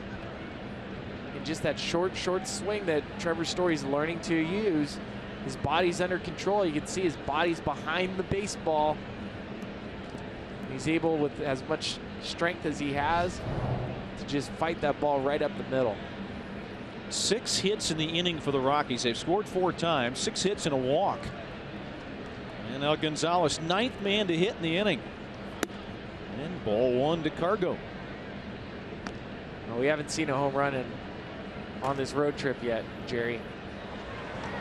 And right now would be the best time ever. I can't disagree with that. Tyler Lyons losing in the St. Louis pen. Pretty good swing put on that one, but he fouled it back. 1-1. 0 for 10 in the series for Cargo.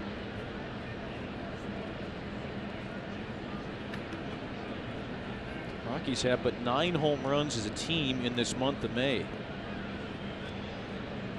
Tampa Bay Rays have 31 to lead baseball in this month. And that'll be a real good time. Pitch, ground ball right to first base with a big hop. Adams has it. He'll beat Cargo to first base, and that's the inning for the Rockies. But they score 4 times and have taken a 6-4 lead.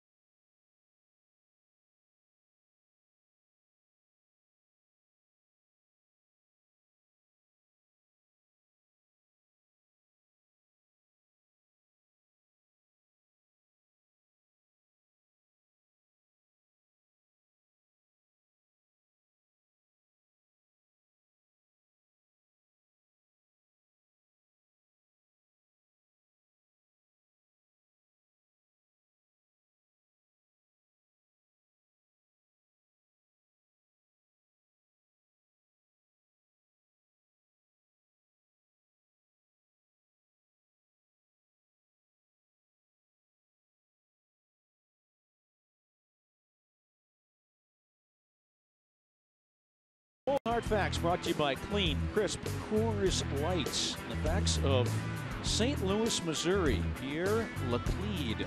Thank you, Doug Marino. Good stuff here, by the way. Big American history buff, by the way, you have right here. So, of course, this is where Lewis and Clark Expedition was founded. Just read the other day where the population of St. Louis was 1,300 when they took off up the Missouri River. Cold hard facts of St. Louis, Missouri. Back to action, 6-4. The Rockies lead. We're in the bottom of the 4th inning. And Yadier Molina leads off. Hit into a double play his first time up. John Gray, 3 runs allowed first inning, 1 more in the second. And a good 3rd inning. Swing and a miss. Molina was late with that swing. I think John Gray has realized that his fastball is beating this great offense with the St. Louis Cardinals, and with the movement he's getting down, the downward plane that he's getting with that fastball, he's going to continue to challenge the Cardinals hitters until they prove that they can hit it. Yeah, Ryan, we talked so much at the outset about his slider. The fastball's been a better pitch so far tonight. It really has been a better pitch. Making an adjustment with his catcher, Tony Walters, whom, by the way, the pitchers love on this team. Fastball a little bit inside, and now 3-1 to Molina. Well, we saw how important the walk was last inning when Michael Wacha walked Nolan Arenado. John Gray can't lead this inning off with a walk to Yadi Molina. You have to let him hit the baseball. 3-1 is outside. It's ball 4. Not the way the inning starts in John Gray's mind. The way you wanted to start anyway. In the first inning, hit by pitch was Diaz, and that started the rally. And then Grichuk walked, and he scored second inning. The first 10,000 fans through the gates for the Rockies versus the Reds game on May the 31st will receive a coupon for a Hebrew National Dollar hot dog. Look at George Frazier. That guy loves mayonnaise on his hot dogs. Filling in on the radio tonight, George. There he is. I was pounding on the window. St. George. so spilling. Oh my! I love him. It's 2 guys right there to my right that like to have fun. Ryan Spilborghs and George Frazier. Good to see George again. Good to have him back.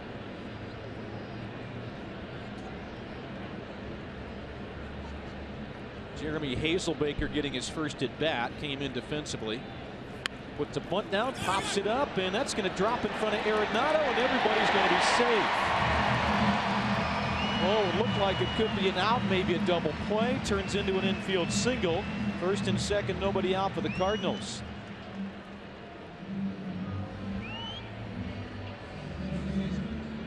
Hazelbaker trying to catch the defense off guard. Ends up popping this one up, but it's still in the perfect location where Nolan can't get to it, John Gray can't get to it. No man's land. Yeah, no chance for Arenado. Hazelbaker runs very well. First and second. Molina's at second, Hazelbaker at first, Colton Wong. And Brandon Moss is on deck. That might be it for Michael Wacha tonight. Swinging away, foul tipped, held on by the catcher. One strike on Wong. So it looks like that's the night for Michael Wacha. The Rockies chasing him early on as Brandon Moss getting ready to hit.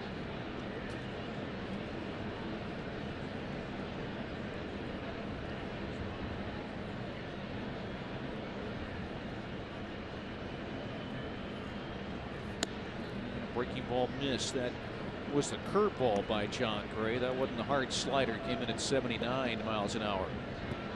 Well, the Rockies are having the mirror image of the inning that they had previously. Yadi Molina with the walk and then the bunt for hit, just like Gerardo Parra.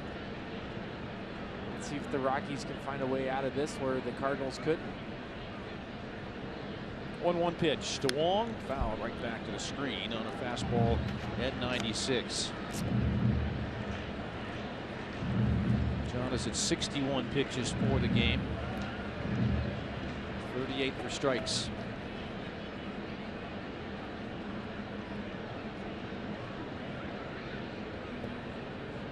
Big league start number 15 for John Gray. Took it 14 to get that first win. 1-2 pitch to Wong. It bounced up there. Great stop by Tony Walters. That bounced in front of him, and he just got the chest protector on it. 2-2.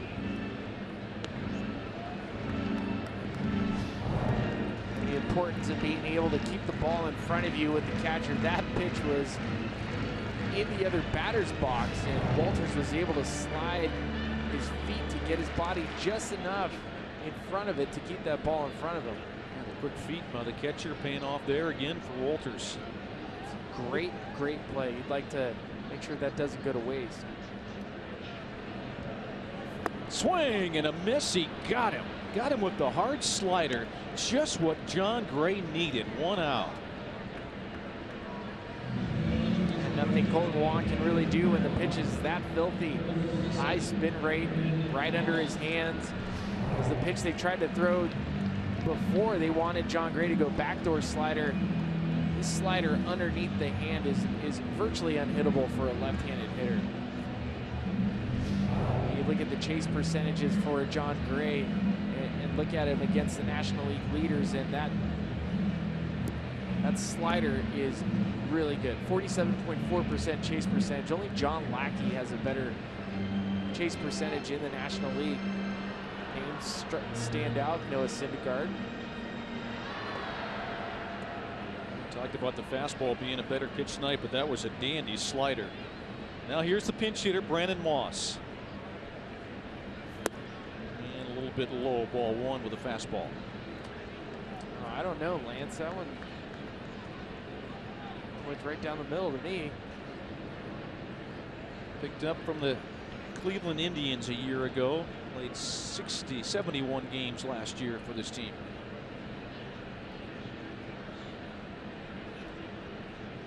And that's a foul ball. 1-1.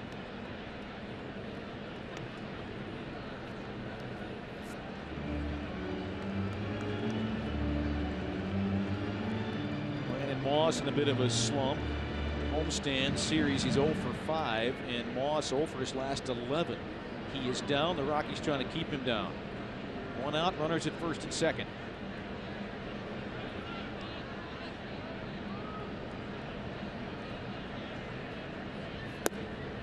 In there for a strike. Good pitch. Well, Brandon Moss and Matt Adams two left-handed first basemen, and typically that's not your ideal platoon situation. And I know from the Cardinals standpoint, they're hoping one player just takes it.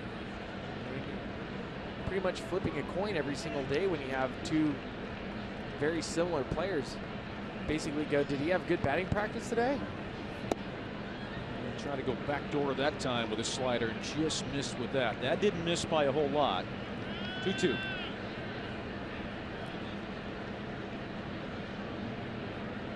I think John would like to be able to command the outside part of the plate to lefties with the slider, but he hasn't been able to establish that pitch yet. But inside the lefties with the slider, he's commanded that very well. And outside, full count.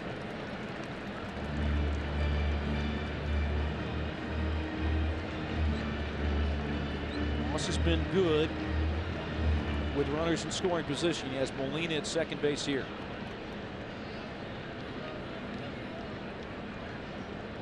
Gray has walked one already. That's the man standing at second, Molina.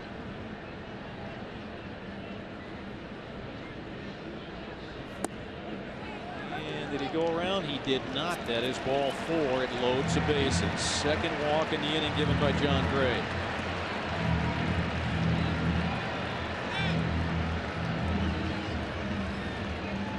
Now he's got his hands full. Matt Carpenter's strolling up to the plate. Carpenter with his first hit in the series back in the second inning. It was an RBI double. Went off the top of the wall and right. How about this? Career with the bases loaded .560 and 45 RBIs. Oh my. I can see John Gray's getting frustrated by the strike calls by Lance Barksdale, but when you're spraying the ball throughout the strike zone, even though it may have crossed the plate, if you're missing location by a foot, you're not going to get the call. He starts Carpenter with a curveball. Strike one. Carpenter out of TCU. Dad is a very successful retired high school baseball coach, Houston area. Rick Carpenter. Not Richard Carpenter from the Carpenters back in the 70s, the singing duo. Yeah, it's a different Rick Carpenter. Or Karen Carpenter. Right. It's not his mom.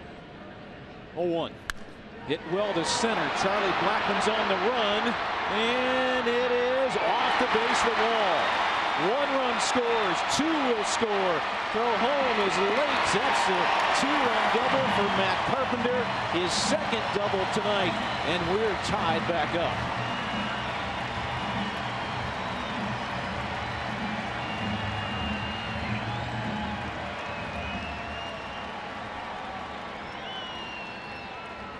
Well, you always want to make sure you have a shutdown inning after you score runs on the Cardinals, and when you walk the leadoff hitter and you end up walking more than one the inning, you're playing with fire.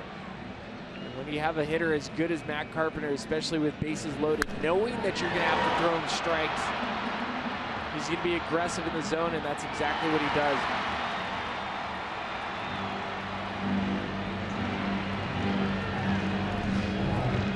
Now the Rockies have some bullpen action working. Here is Alamis Diaz. And it's Christian Bergman warming in the Rockies pen.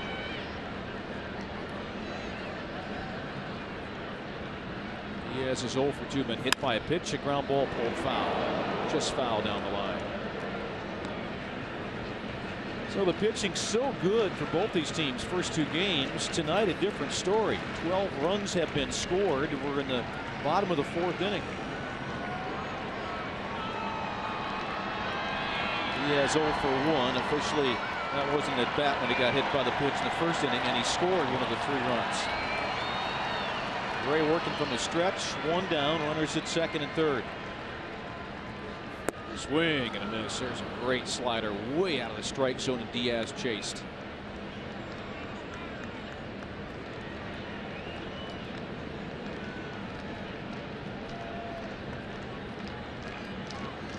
John Gray got a strikeout of Colton Wong. He sure could use one here with Aledmys Diaz.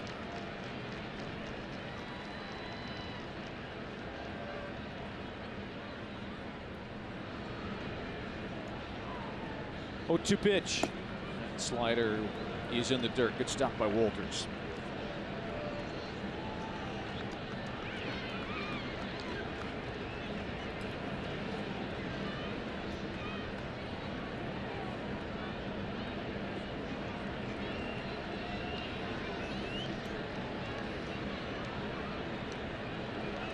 Long look to get a sign for Gray. Has it now.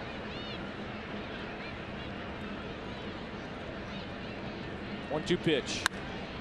One hopper into right field. It's a base hit. Cardinals have taken the lead. Moss scores in the play. Carpenter stops at third base. That's an RBI single for Diaz. 7-6 St. Louis.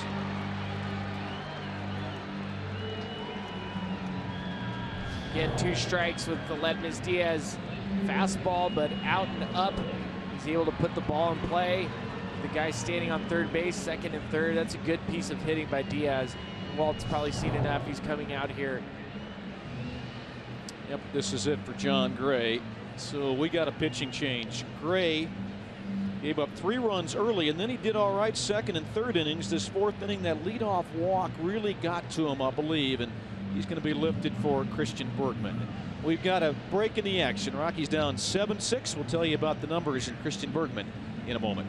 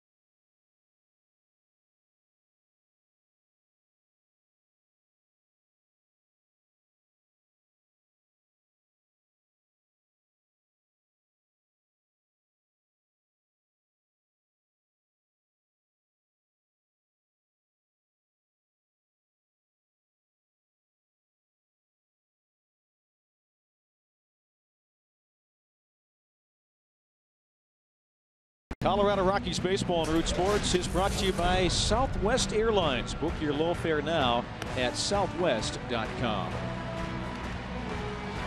Back in St. Louis, a pitching change. The Rockies, who are down 7-6. Lots of offense in Game 3 we didn't see in Games 1 or 2 here at Busch Stadium. And now Christian Bergman takes over for the Rockies. And Christian Bergman has not thrown since the 10th of May against Arizona, where he threw 2 innings, gave up 3 hits, 1 run. His whip 1.53, but Christian his role has always been to bridge the gap, keep the Rockies in the game long enough, eat up some of the innings to make sure that the Rockies have a chance late in the game to hand it back over to the back end of the bullpen. First and third for the Cardinals, Matt Holliday. Carpenter at third, Diaz at first, and a pop-up. Foul ground on the right side. Reynolds is going to make the catch. Throws home, and then holding at third base, Carpenter will scamper back to the bag. Boy, a basket catch made by Reynolds. Thought maybe he was going to give way to Descalso, but he stayed with it. 2 outs.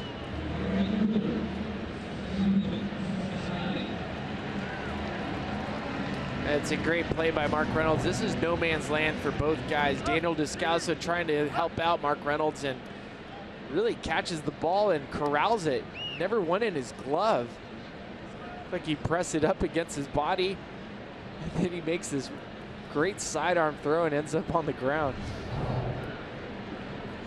Carpenter doing the right thing, drawing a throw from third base, but he holds. So 2 outs, runners at first and third still for Bergman. And swinging and a miss with Stephen Piscotty. Really hitting the ball well these days, and against the Rockies in his career. 2 for 2 tonight. He's 12 for 24 against Colorado in his career. And with runners in scoring position, outstanding this season. And that's in there for a strike. 0-2 with Piscotty. Well, surprisingly, Christian Bergman leads the team with the pace that we've been talking about. The pitches in between, the time in between pitches. Yeah, gets it and goes. 0-2 pitch. Missed outside. 1-2.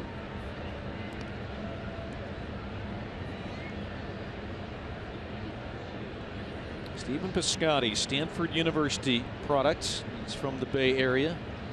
Parents still have season tickets to the Giants games. Urban trying to get this last out. A little bit high, maybe tight. The count 2-2. So just 3 1/3 innings for Jon Gray tonight after 2 outstanding starts back to back. 1 on the road and 1 at home. The walks hurt tonight. And a line drive, fair ball down the left field line. Carpenter scores. Hustling over to get it is Parra, and then holding at third base is Diaz. Into second base goes Piscotty. His assault against the Rockies continue, and the Cardinals add on. 8-6 they lead.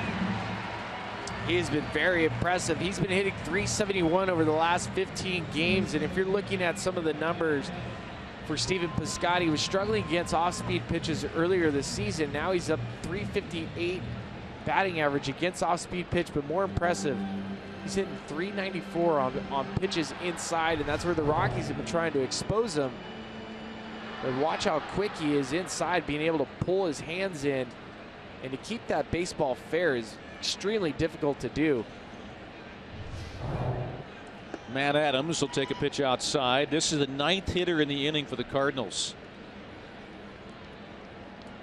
Adams with a big 2-run single first inning. Struck out last time against Jon Gray. Second, third for the Cardinals, 2 outs.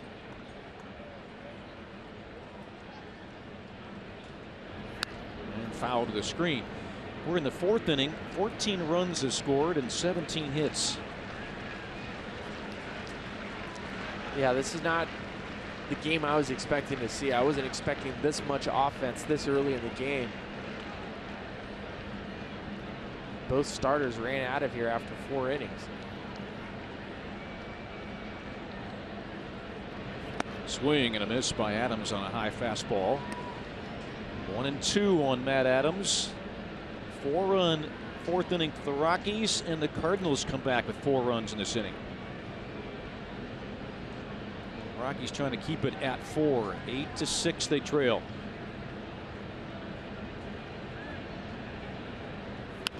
Fouled away.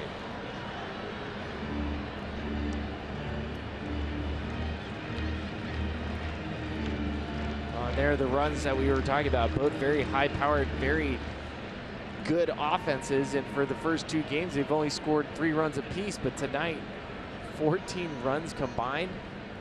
We're only 4 innings into the game.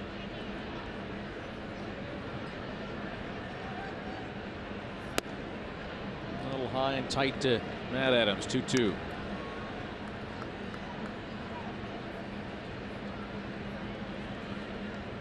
Tough one for Jon Gray, especially after the last 2 starts he had.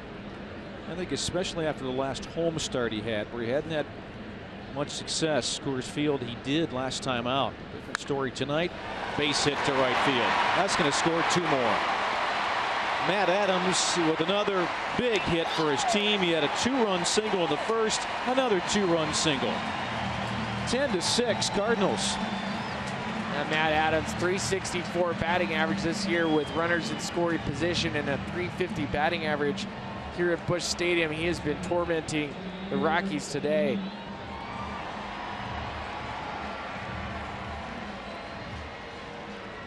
And Adams with the 2-strike count, took some close pitches and then finds a spot in the zone where he's able to put the ball in play.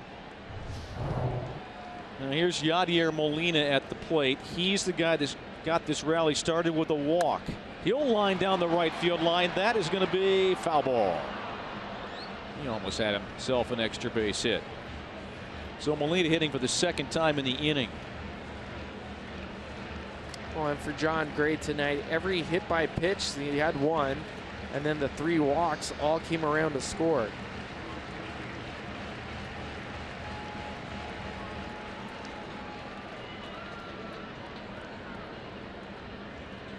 The Rockies had a long inning against the Cardinals in this 4th, and the Cardinals have returned the favor against Rockies pitching.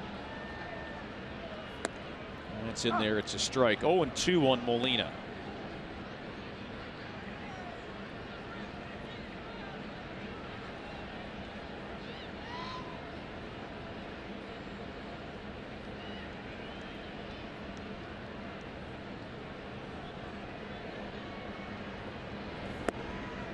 Breaking ball missed by Bergman. 1-2. Youngest of the 3 Molina catching brothers that have played Major League Baseball, Benji and Jose. And of the 3, this guy's had the best career for sure. The other 2 weren't too shabby, but this guy's had a wonderful career with the Cardinals. The Puerto Rico. The pitch. And missed.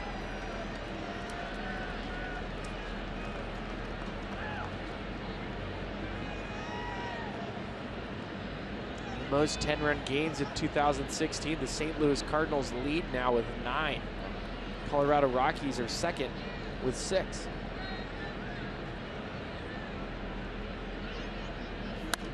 And fouled away. Spilled a pretty good pitch there by Christian Bergman. Count holds 2-2. The Rockies down 10-6, but it is early in the 4th inning here. You're right, Jerry. And the way everybody's been taking their at-bats, it's going to be a long night. Still think that we're going to see quite a bit of offense on both sides tonight.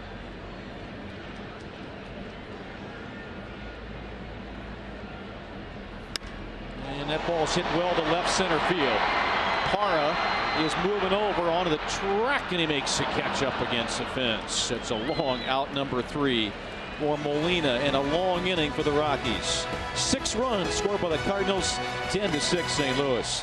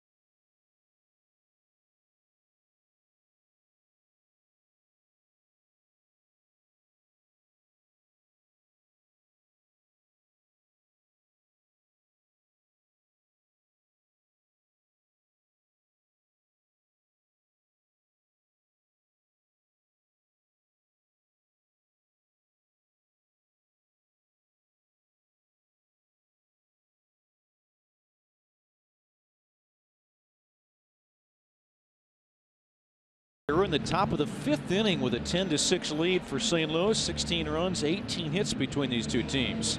UC Health is tracking the number of walks and the distance the Rockies earn throughout the season. Start tracking your own steps today to get fit. So far this season, the Rockies with 118 walks, and that's a total of 10,620 feet. Walk the Rockies, brought to you by UC Health. Tyler Lyons will come on to pitch now for the Cardinals, the left-hander, and he'll face first Brandon Moss at first base. He'll face first Nolan Arenado. Moss takes over at first for Matt Adams. Walker lasted just the 4 innings. He gave up 6 earned runs. And here's the numbers for Tyler Lyons, Ryan. Well, Tyler Lyons became the first starting pitcher in MLB history to throw back-to-back 7 innings plus with less than 1 run. Now he's been a reliever. He's had to deal with several shoulder injuries, and be interesting to see how long they ask him to throw tonight. Arenado takes ball 1 high, no one with a walk and a run scored when the Rockies got 4 last inning, that 4th inning. They went around the lineup. They batted through. And that pitch is in there, 1 ball, 1 strike. He grounded out to second, first time up.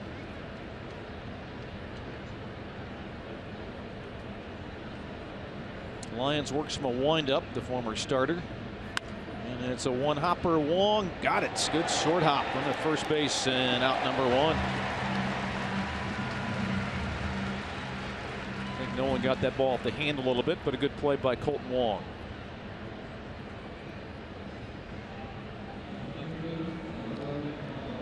Be at Coors Field when the Rockies take on the San Francisco Giants May 27th through the 29th. Get your tickets today.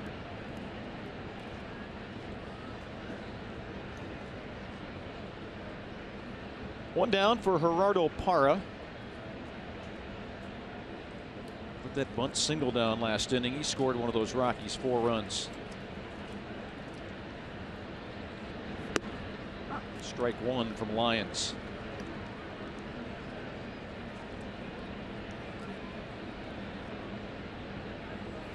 John Gray charged with 9 earned runs on 8 hits, 3 1/3 innings. Strike 2. Rockies entering play tonight, second the division, 2.5 games back of San Francisco.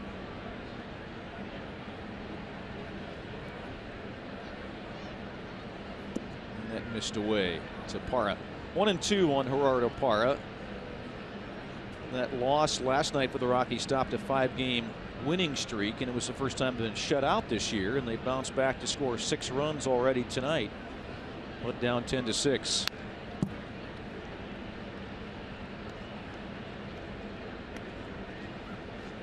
Rockies open a 3-game set in Pittsburgh tomorrow night. Eddie Butler gets the ball for the Rockies. Tyler Chatwood on Saturday and Chad Bettis on Sunday.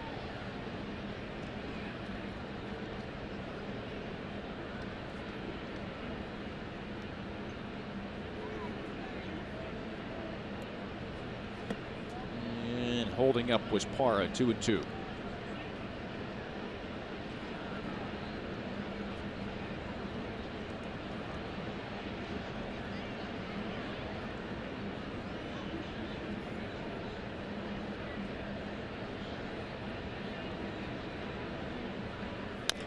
Chopped it off the plate, charged by Wong. He'll flip over to first to get the out.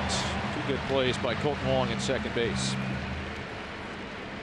Ryan, tonight one of those nights where you ask pitchers like Bergman and Lyons to give you some more innings. You're going to have to get some depth. You're going to have to, if things get out of hand, and if Christian Bergman ends up giving more runs, he's going to have to stand out there and try to eat up the rest of the game as much as you can. And same with Lyons tonight.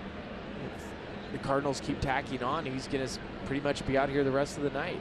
So for the Rockies hitters is understand that you're going to see this guy for a couple of at-bats. Mark Reynolds swings and fouls the first pitch back. And that's been so important for Walt this year, is being able to manage the bullpen. And we were talking with him earlier about how it allows him to use guys in spots that they can succeed. You're not having to pull your start out after 4 innings and then have to use just bodies to get through the game.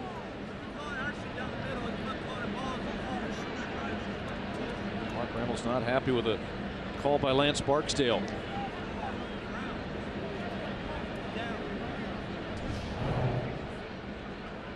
Mark Reynolds is arguing that the pitch is down, and Barksdale saying no, in the way that Yachty received it. And he gets rung up by Lance Barksdale. 1-2-3 inning for Lyons against the Rockies. Middle of the 5th. The wild one. 10-6 Cardinals.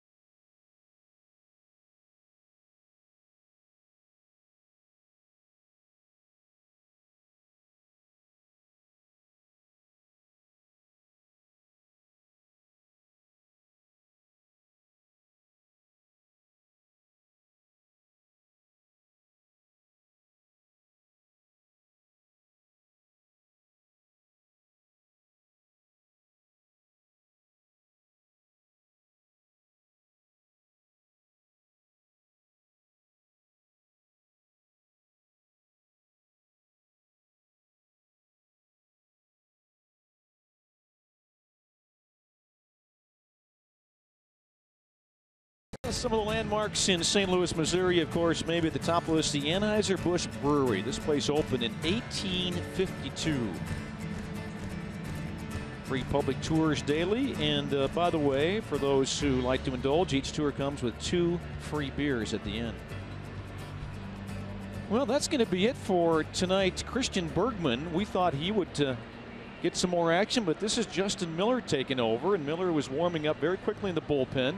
We saw Christian Bergman in the dugout with his jacket on, so he's out, and now Justin Miller takes over. Well, I think based on how Walt came out and talked to Lance Barksdale in between innings, that maybe something came up with Christian Bergman, whether there's an injury, who knows, but we'll try to get more information on that. But Justin Miller, again, very similar to Christian Bergman, has not pitched since May the 9th.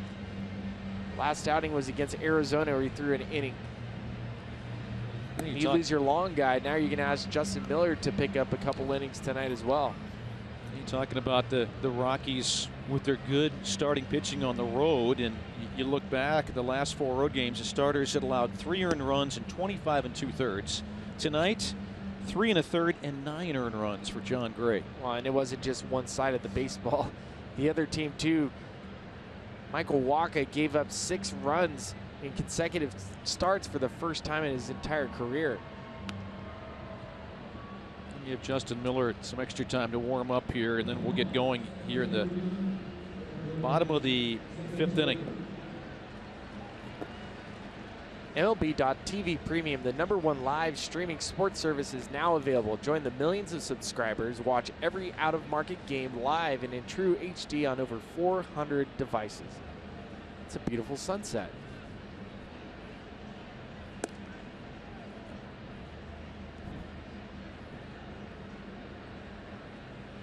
And welcome back to our booth here at Busch Stadium. Jerry Schimmel with Ryan Spilborghs. And Spilly, I can't get over the contrast to the first 2 games in this one tonight. I really thought with Walk and Gray we'd have a pitcher's duel again, and that's the unpredictability of baseball. Well, and you had 2 offenses that were just chomping at the bit to score some runs. They've only scored 3 runs each the last 2 games, and you knew something had to give. But against John Gray, I wasn't expecting that. Against Michael Wacha, the way he was pitching through the first couple innings, I wasn't expecting that either.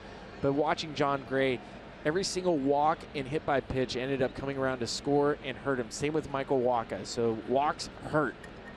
In that crazy game of baseball, that's what happens to a pitcher, especially a young pitcher, correct? Yes, it does. And when you don't have fastball command and you end up walking after your team scores runs, it's a game of momentum. Yep. It shifts so fast.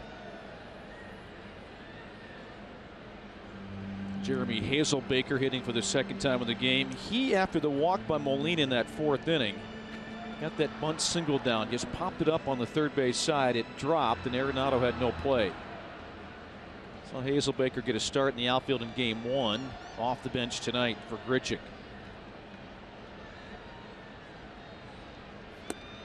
And that's in there for a strike, 95 miles an hour. So good velocity for Justin Miller. Well, his arm should be fresh. He hasn't pitched in 10 days. Yeah, the Rocky starters have been so good they haven't need that bridge guy that Ryan was talking about. You go 6-7 innings with your starter, and then you hand off to guys like Estevez and McGee. Bypass guys like Miller. Swing and a miss. There's strike 3. So after a long 4th inning, good to see a strikeout to start the 5th inning for a Rockies pitcher. And Colton Wong will come up. Cardinals interplay 8 games back of the Cubs in the National League Central. They'll continue this homestand. They'll get 3 against Arizona after the Rockies leave. And then the Cubs are in town for 3, which will be interesting. That's early next week here at Busch Stadium. That one's lifted in the shallow right. Could be trouble. Descalso going out and makes a grab. Good running catch by the Rockies second baseman.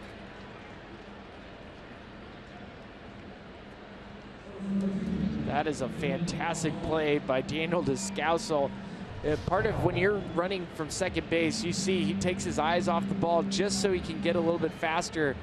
That's a tough play. No man's land in between the outfielder in the infielder. And for an outfielder, when you see a play like this, if you're going to try to make an attempt, you have to be loud and you have to call early. Otherwise, you can put yourself in a collision. 2 outs, nobody on for the Cardinals. Brandon Moss hitting. Strike 1. We've seen DJ LeMahieu make that play so many times, and now Descalso in for DJ tonight making that play.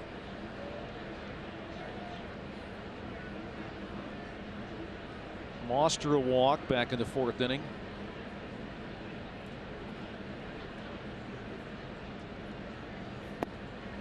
And it's low, 1-1. So you got John Gray going just to 3 1/3, and then Christian Bergman getting 1 out, and that's it for. That's your long man. Christian Bergman gets 1 out, and he's out of the ball game. And now it's Miller time. We're in Budweiser country. I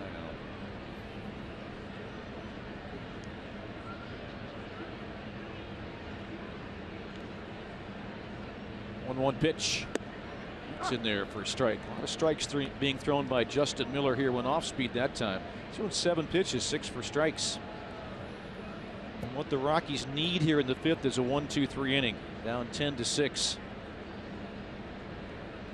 Cardinals have 10 runs on 10 hits.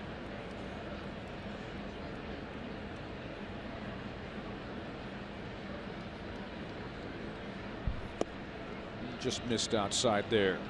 Hit his target, Miller did, but missed with that. 2-2.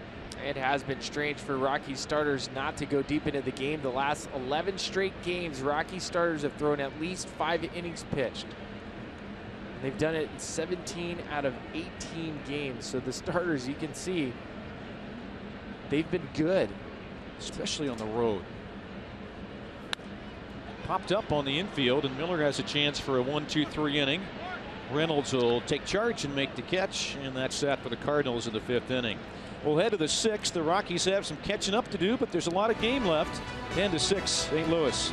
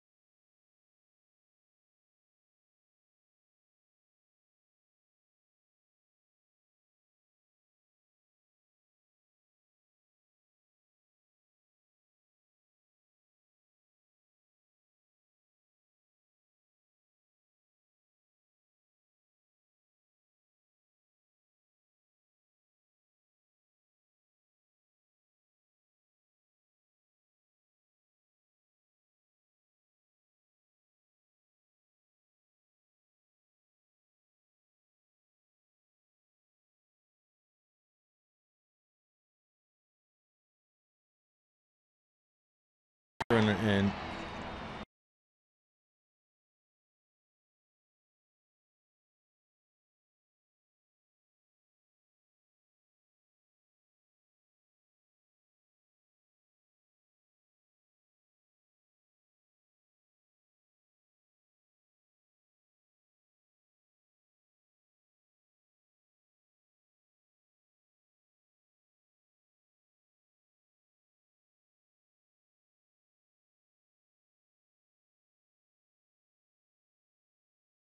Top 6, there's the former Redbird, Daniel Descalso. He's had a nice game today. He's got a couple of hits, couple of ribbies, couple of runs, a nice hit.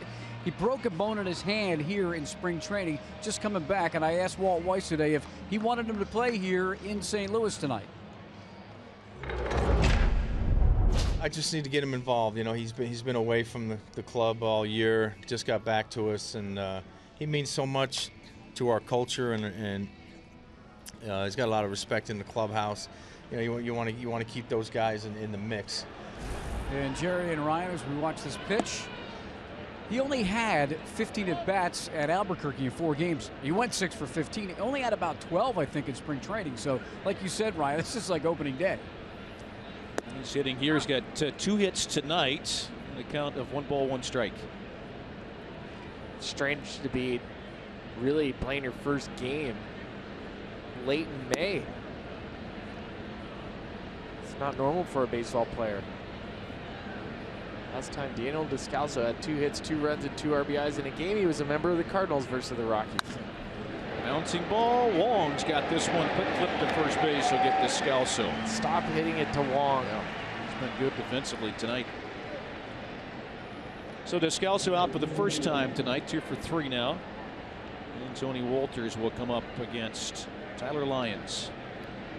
Wow, Colton Wong has 6 assists tonight.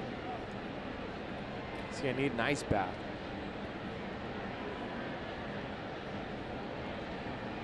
He's one of the very few Cardinals that hasn't contributed offensively, however, tonight. He's 0 for 3. But making up for it with a glove. Walters will look for a strike, and no, he missed outside. Ball 1.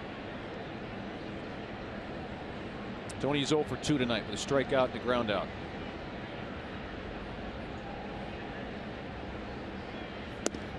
And in there for a strike.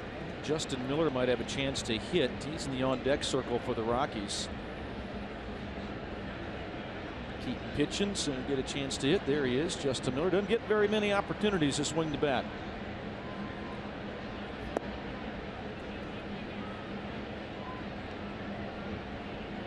I think I'd mentioned earlier that Bergman got 1 out. Christian Bergman got 2 outs before he left, charged with 1 run, and John Gray the other 9. He'll get in there for a strike. Breaking ball at 80 miles an hour. Tony Walters just began catching 3 years ago in the minors, playing for the Cleveland Indians minor league organization. A great adjustment defensively. Swinging and a miss there. He's out in front. 2 outs. We talk about Daniel Descalso starting his season so late. Another group of guys that have yet to have their first opening day is the Yard Goats, as they've been having problems with the stadium being completed. They're going to push their start date back to sometime late in June. So that AA team and the Hartford Yard Goats, they still don't have a home yet. 4th career plate appearance for Justin Miller. First at bat this year for Miller. Swings and fouls at first pitch. And the next one fouled again. 0-2. Yeah, for a team that doesn't have a home field, they're playing pretty well, aren't they? They are playing very well, and it's also a lot to ask from a young group of men to be on the road for that long. Pretty difficult situation being a coach, being a player, but they're doing their best with it. I think that would wear on you after a while. Well, you look at the guys that are there, the Marquezes, the David Dahls, the Kyle Freelands, and you're trying to protect them. And strike 3 called with Justin Miller. A 1-2-3-6 of the Rockies against Lions. Middle of the 6th inning and a 10-6 lead for the home team.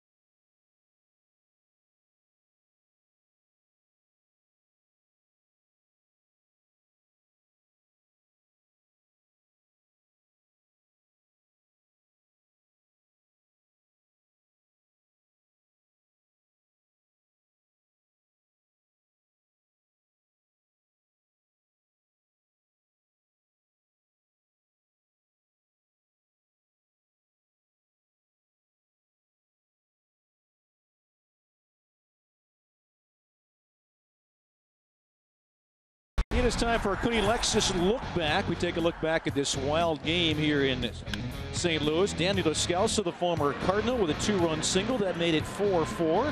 John Gray with his first Major League RBI. Base hit the other way, put the Rockies up 5-4.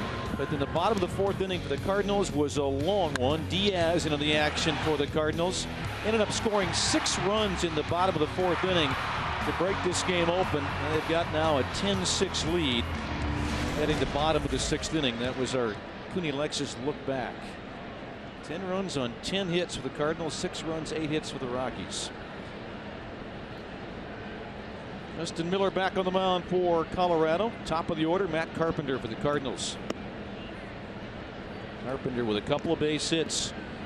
He was hitless in the series until his second at bat when he hit a double, and his next at bat hit a double. 3 RBIs on the night. Yeah, I blame this guy for all the woes we've seen with tonight's starting pitching. We talked earlier, Ryan, about the Cardinals plucking guys late in the draft. Here's a 13th round pick, Matt Carpenter. I think you look up and down their roster, so many homegrown guys. And if you come into the St. Louis Cardinals organization, you feel like you have a shot. Yep. You don't have to be the first rounder or first overall pick. Granted, they've done well with their first picks. Michael Wacha being one of them. Randall Grichuk, Stephen Piscotty. I thought Descalso said something interesting. We asked him about playing for the Cardinals. This was last year. He said when you play for the Cardinals, they treat everybody the same. They treat the #1 pick the same as the 40th pick. And he said that takes pressure off the high draft picks and makes the lower draft picks feel better. Swing and a miss by Carpenter there, and Miller got him. Catch the best fireworks show in town this summer on Friday, July 8th and Saturday, July 9th, following the game versus the Philadelphia Phillies. And the Phillies have been good this year. Surprise. Yeah. Great surprise for baseball. I think the biggest surprise in the game these days, team-wise, Phillies. Maybe Houston the other way. The Astros might be a little better than they are. Oh, no doubt. That's a great one, Jerry. Now, Ledmy's Diaz, the shortstop. He scored twice. I'll foul that one away. Let's get back to that Cardinal way, Ryan. Descalso also telling us that the word was in their system, if a coach or manager in the minor leagues was found to be treating someone differently than someone else, fired. He said they didn't put up with that at all. I remember seeing guys throughout my entire steps through the minor leagues. We played the Cardinals in Springfield. That's at AA, and then we played against them in AAA with Memphis. And you'll see players that were great. Saw Shelby Miller down in the minor leagues. Saw Joe Kelly, who's now with Boston, another great arm. And the numbers that they were putting up were great numbers, but somebody else was passing them. And I was curious. I go, why aren't they calling them up? And I said, because they're not doing it quite right yet. The Cardinal way, they call it around here. Ground ball to second. Descalso's got a big hop. And out #2. Nice work by Justin Miller. He's retired the 5 Cardinals that he has seen.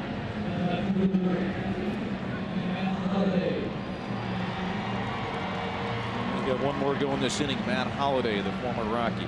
5 years with the Rockies. Parts of 5 years for Holliday. That 07 season, right? You remember this one, Ryan. 36 homers, 137 RBIs in a Rockies uniform. Unbelievable. And listening to the fans at Coors Field cheer and chant MVP. And I talked to this story the other night. Being a guy that was homegrown and coming from where we did as an organization, I never thought I'd hear that chant at Coors Field. To be considered MVP in the playoffs, it was incredible. It was an incredible moment, and I know Matt really relished in it. And then the one year that Jimmy Rollins had, that was ridiculous. Yep. Ends up beating Holliday. He should have been an MVP. Foul tip held on by Walters, and Miller's working ahead of this hitter, 0-2. He's got a couple of strikeouts, 2 pop outs, and a ground ball out. Bottom of the sixth, 10-6 Cardinals. A 6-run fourth inning for St. Louis.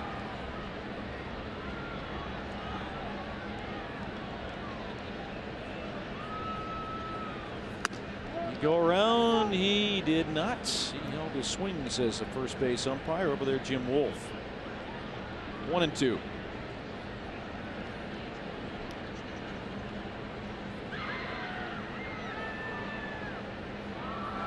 It's weird. I saw Jackson Holliday. That's Matt's oldest child. He has 4 now, and he used to throw baseballs to Jackson in the batting cage all the time. I've known him since he was 3 years old, and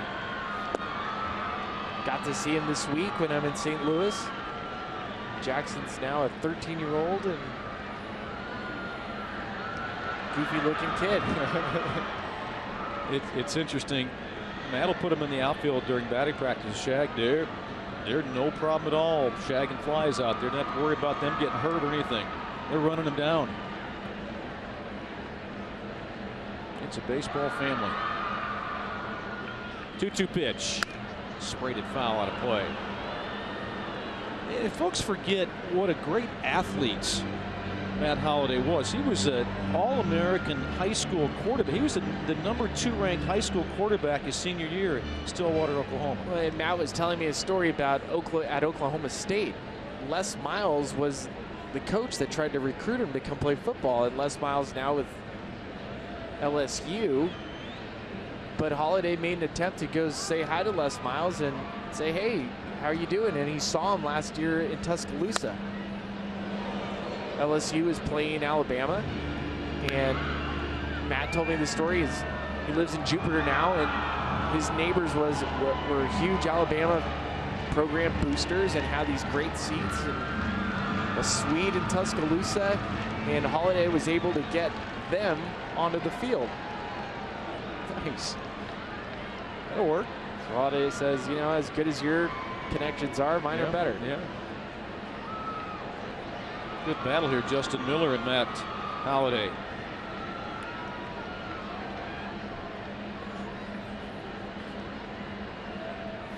Got him. Good pitch by Justin Miller. Hard slider takes care of Holliday, and a 1-2-3-6 for Justin Miller. Rockies trying to get the offense cranked back up.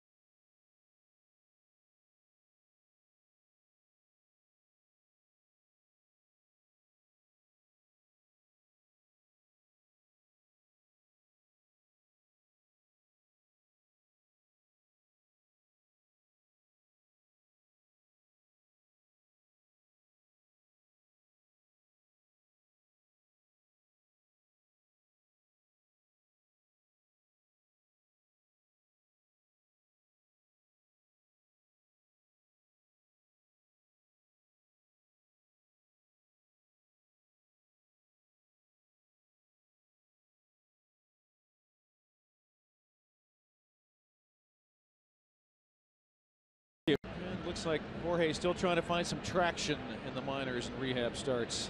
Well, I think if you're paying attention to it and talking to Walt today about Jorge De La Rosa with the media scrum, all 4 of us, You and I were half of that scrum. Yeah, we were half of it. He's got to be more efficient. Yep.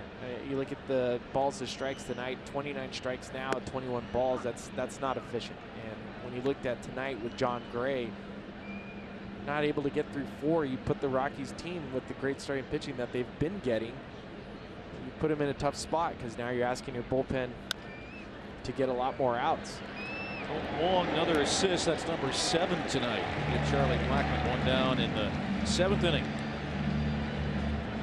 And for me, what was so disappointing about the start tonight for Jon Gray was what we call the shutdown inning. So after you score 4 in the top of the 4th, just to turn around and give it back, and it started with a walk. Those are going to be the, you know, if you're trying to be top of the rotation, frontline starter, that can't happen. Trevor Story's had a good night. 2 hits for the rookie shortstop, a 2-run double and a single. Struck out the first time. Tyler Lyons back on the hill for the Cardinals.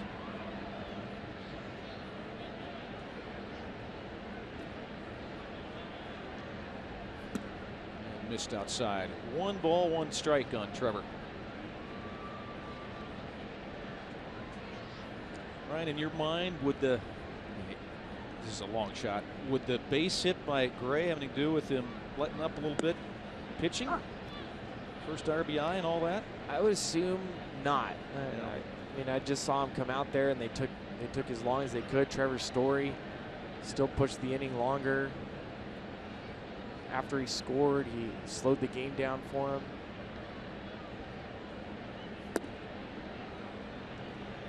Trevor lets that go. 2 balls, 2 strikes. He ends up getting the base hit, and Cargo took a long at bat, so there's time in between Jon Gray scoring and sitting down. And then when I watched that inning, I mean, the pitches to Yachty, they're just missing targets. Fly ball to left. Holiday going back. This has a chance to get out of here, and it is gone. Trevor Story with the home run. Haven't seen one of those for a while from Trevor. That's got to feel good. His 3rd homer, I'm sorry, his 3rd hit tonight. And the Rockies get one back. 10-7 Cardinals. Wow, and we've been talking about having had a home run in a long time, and that home run comes at a very good opportunity because the Rockies need to find a way to get some more runs. Haven't been able to piece a couple of bats against Lions, and you get a hanging curveball, and Trevor Story, the strength, and I keep talking about the leg kick. The leg kick is keeping him so much more under control and balanced. He's still hitting behind it. That's a lot of arm strength and power behind Trevor Story's swing. Yeah, he's a stronger young man with the upper body than people think he is. Just hear the sound of it off a hanging curveball. Nobody's been able to drive the ball out of the yard the last 3 days. This is more of a pitcher-friendly ballpark, so you get one here, it's not cheap. It was a towering blast. So Trevor Story, 12th homer this year, and the Rockies been out hitting now 10-9. It's a 3-run game in the 7th. Makes it interesting. That's funny. I put a Trevor Story jersey on my dog. Now he won't stay in the yard. That's good. It is good.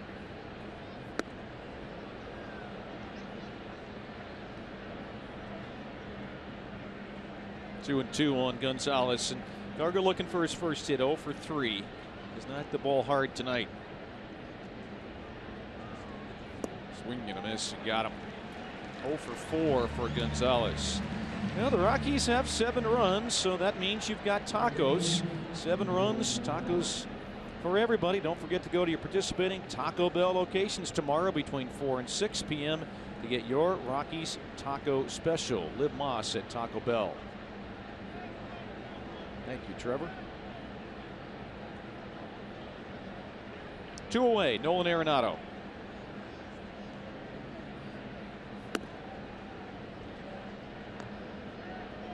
And it's time for the Colorado Lottery pitch probability.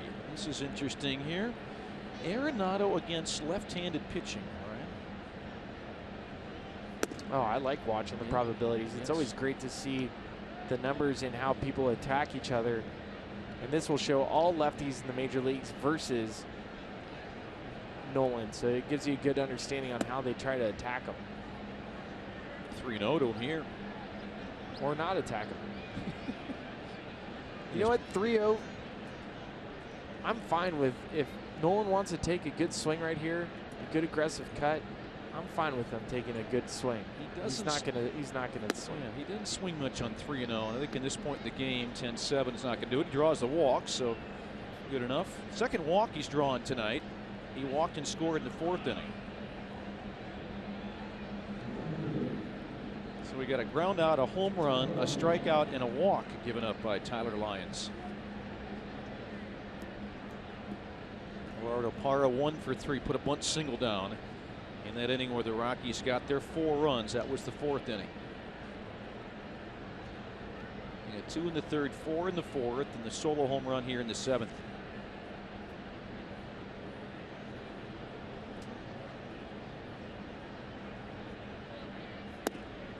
Gets in there, strike 1, a breaking pitch.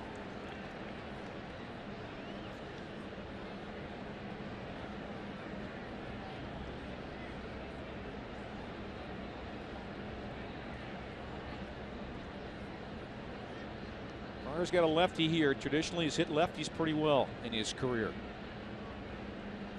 That's a ground ball hit to short, and that'll be out number 3 on the force at second base. Rockies get the home run from Trevor Story, a solo shot, his 12th of the year, to make it an interesting game. It's 10-7. Cardinals with the lead. 7th inning stretch here in St. Louis. Back to Busch Stadium after this.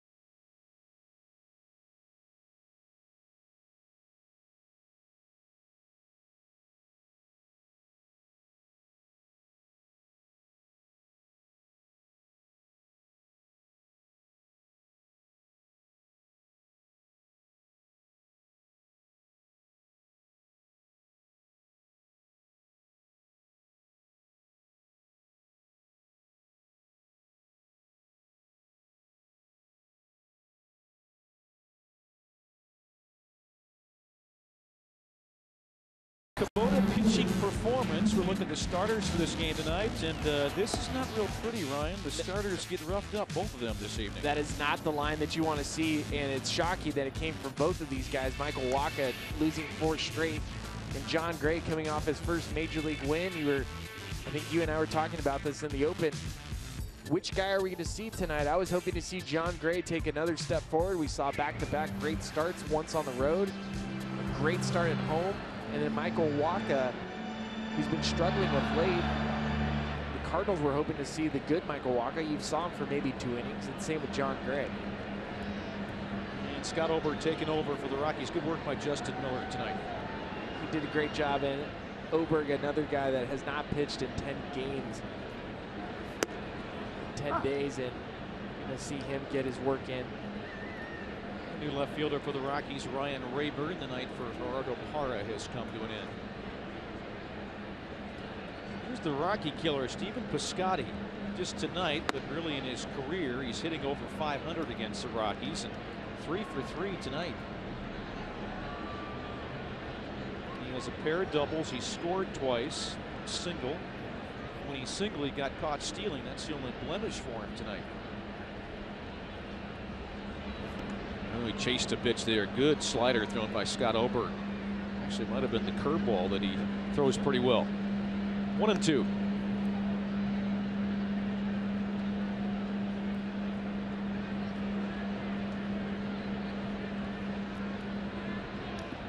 And because of that Trevor Story home run, the Rockies really are right in this game. You look at, you have 6 outs to work with. They needed a run. Story gave them that. They could use some more, obviously. And then Justin Miller with 2 scoreless innings, helping out the cause, keeping the game where it is. You're going to need Oberg to continue to pass the baton back towards the offense to try to get you back in the game. This is another shutdown inning. You score that run, you cannot let the Cardinals come back and answer. 2-2s in the dirt. Got Oberg goes a full count with Piscotty. And on deck now, Jed Jerko, the former Padre, picked up a trade in the offseason by St. Louis. He's not started a game in this series. He always seems to hit well against the Rockies as well.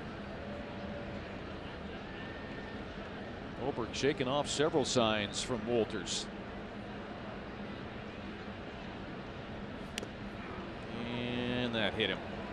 Piscotty got hit by a pitch from Scott Oberg. He takes first base, leadoff man aboard. Fans elect a Rockies player to celebrate during the Thursday, June 1st game. Buy the special ticket package and get the exclusive player elect personalized t-shirt. So my guess is that you're going to pick a player and then you get his jersey.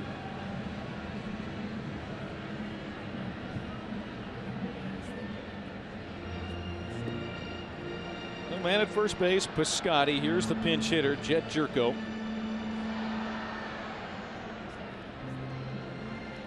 Jerko has played third, short, and second this year. He has 19 starts coming off the bench in all 3 of these games. And just a .210 hitter.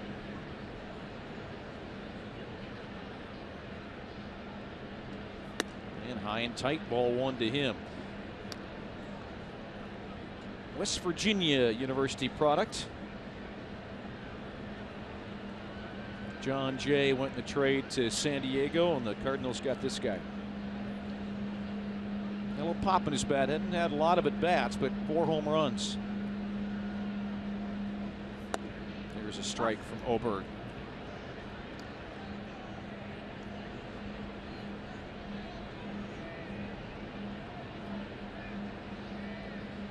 Rockies out hit 10-9 of the game. 10-7 they trail, bottom of 7th. Nobody out, man at first.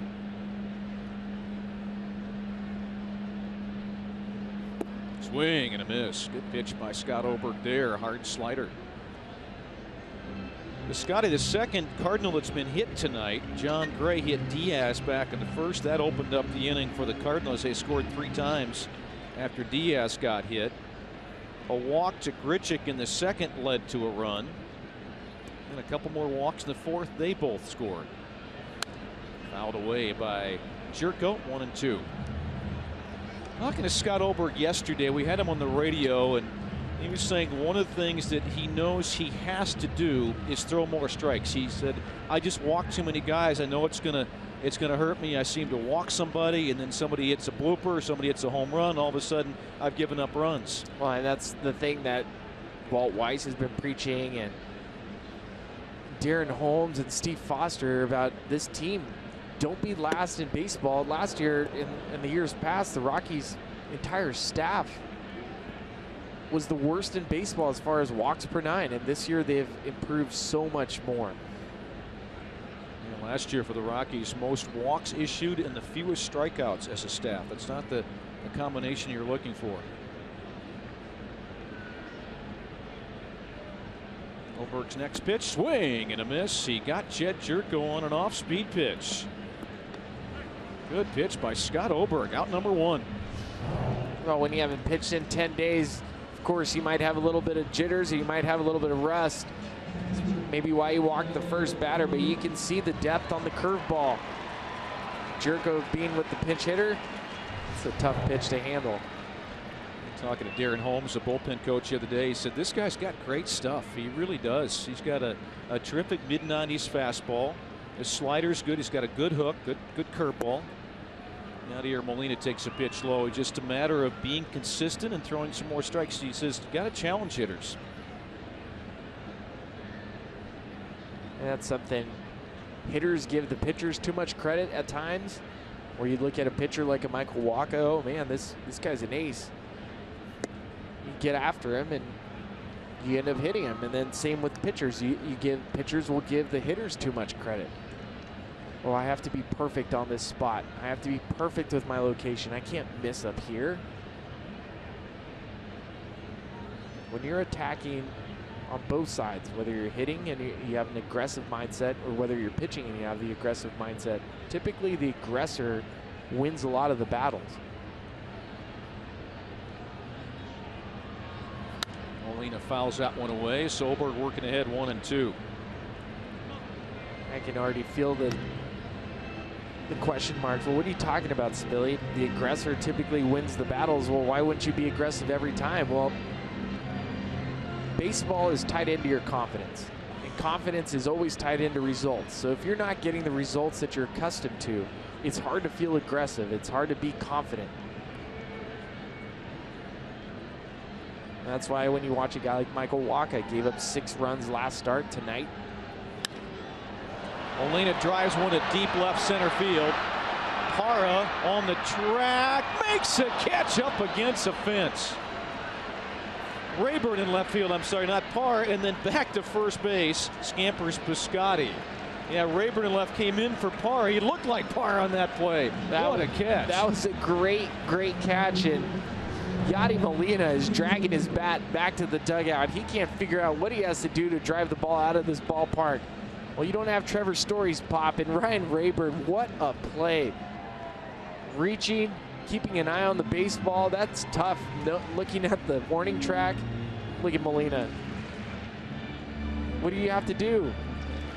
Yeah, he did the same thing last time up when Parra was out in left field. That was interesting. That ball looked like it was going to get by him. He stuck his glove out right at the last split second to grab that thing. Extended his arm. You know, he's not known as a great defender, but he's made some very good plays this year. And he's been versatile. He can play infield if Walt needs him to. Put the bat in the lineup. He's been a very pleasant surprise, just as Mark Reynolds has been. Terrific teammate, too. Always got the positive energy going. Ryan Rayburn, been a clutch hitter for the Rockies and some clutch defensive plays like that one. I love Yadi's reaction, though. He's been hitting the ball hard. He's squared up most of the balls tonight. Got a fly ball to left field in the 4th inning to end the inning. And he's squared up in that one right there. And Yadi doesn't have a homer yet this season. Hazelbaker drives to center. Blackman slides and he makes a catch. Good defense by the Rockies outfield. That'll take care of the Cardinals in the 7th inning. The Rockies are hanging around. 10-7 the score. We'll head to the 8th after these messages on Root Sports.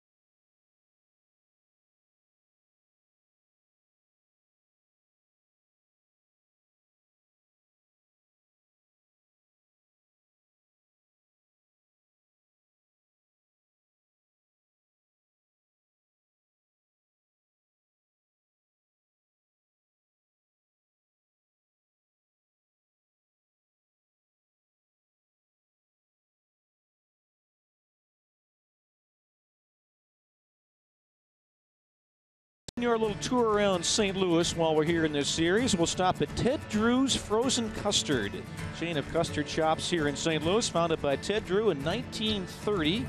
They're best known for what they call concretes, which is, Ryan, I know you didn't know this, a blended custard. And it just sits in your stomach like concrete. You've been there too, huh? Yep.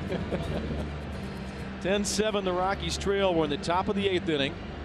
All the scoring done early, and the Rockies came back with a solo home run 7th inning by Trevor Story, and now a new pitcher for the Cardinals.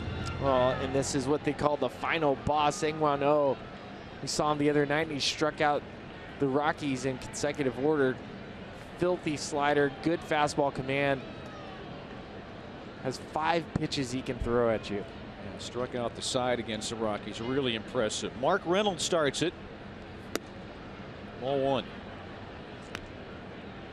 Did you ever have a cool nickname besides Jer Bear? No. The final boss, it has to be one of the best ones. Final boss is a good one. The final boss. Translated in Japanese is what? I can't. You have no idea? All right. And he's Korean, but No, he played 2 years in Japan prior to Right. signing with the St. Louis Cardinals. So And I thought maybe he would know some Japanese, because you played over there. But you know what? A obviously lot of the Koreans speak Japanese. Good pitch there. Slider thrown to Reynolds.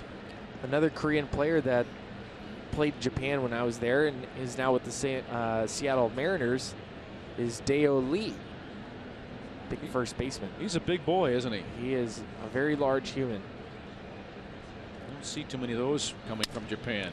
Broken bat roller towards short. Diaz has got Reynolds, 1 down. You know, the day after every Rockies win, get 50% off your online order at Papa John's. Use the promo code ROXWIN, ROXWIN, at papajohns.com. That is my son's favorite promotion. 50% off Papa John's after win. He takes advantage of that one. Been paying attention to Jorge De La Rosa and his rehab assignment. He has retired the last 10 straight batters, so he's starting to settle down. Good. Descalso looking for his 3rd hit tonight, a single and a 2-run single, so 2 for 3, grounded out to Wong last time.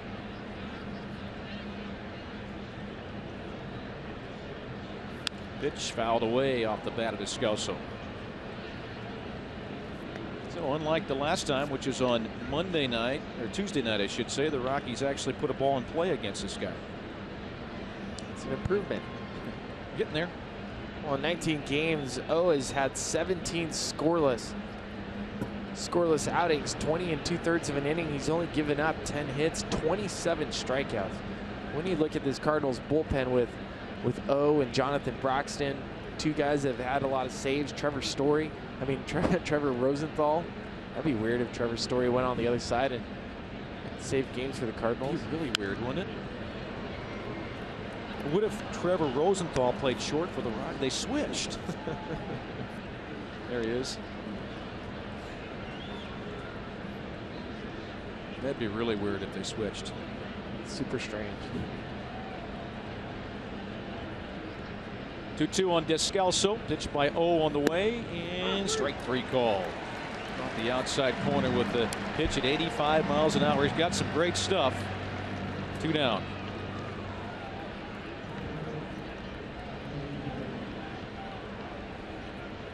Tony Walters should try to get something going for the Rockies here in the 8th with 2 outs. Tony looking for his first hit. He's 0 for 3, struck out twice. And a 191 batting average for the year. Made the most of his hits. He's got 8 RBIs. Drops in there for a strike, a breaking ball. Rockies on to Pittsburgh, day off on Monday, and then on to Boston for 3. 0-2.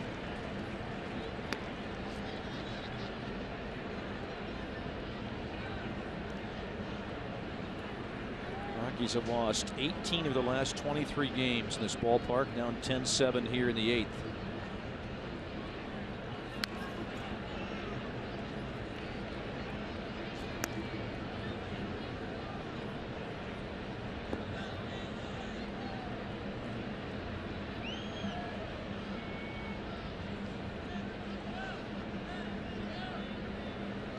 Already wind up by the right-hander, swing and a miss. He got Walters, and he struck out 5 of the 6 Rockies hitters he has seen in this series. Bottom of the 8th coming up, 10-7 still, Cardinals lead.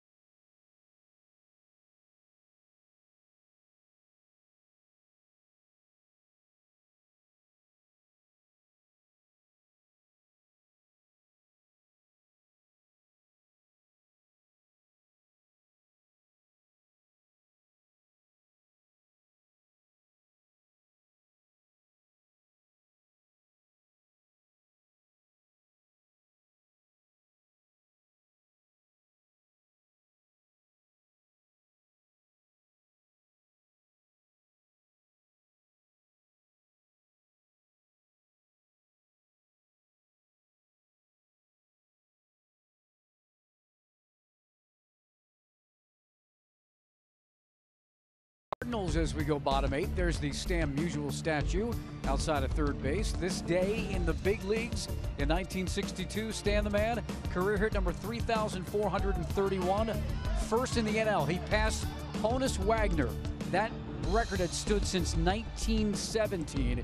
And he got that hit, Spilly, at Dodger Stadium the first year it opened up off of Ron Peronowski on this day in 1962. If you're wondering, his hit total ended up being 18-15 on the road, 18-15 at home, the 36-30. He's 4th all time. And right underneath that statue, there's 18-15 bricks for home, 18-15 for away underneath it. Pretty neat if you come to St. Louis. Check that out.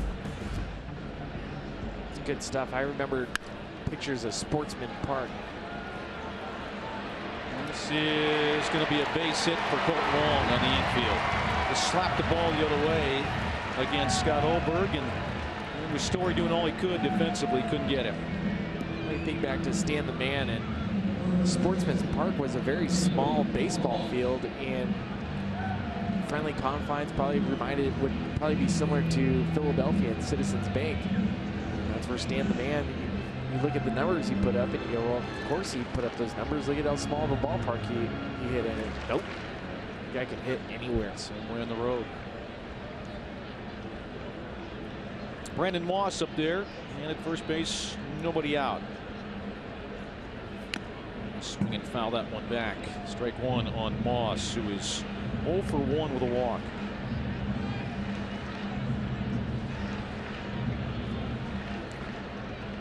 And this date, 2011, Jason Giambi, second oldest player to hit 3 home runs in a game. Remember that one? That was in Philadelphia. Yeah, that's exactly right. Sportsman Park, Citizens Bank.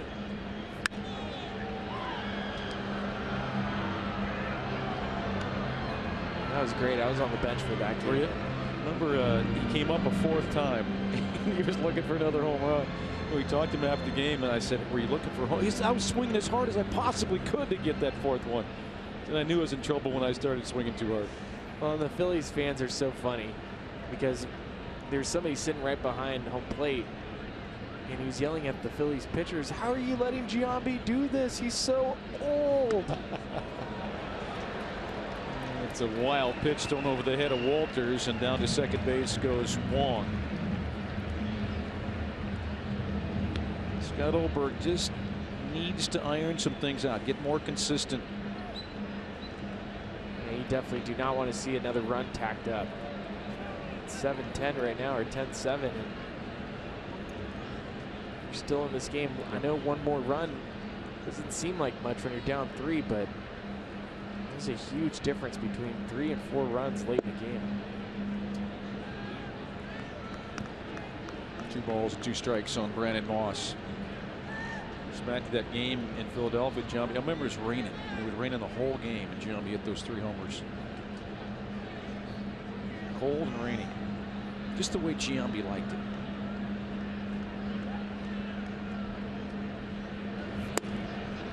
And chase there, 3-2.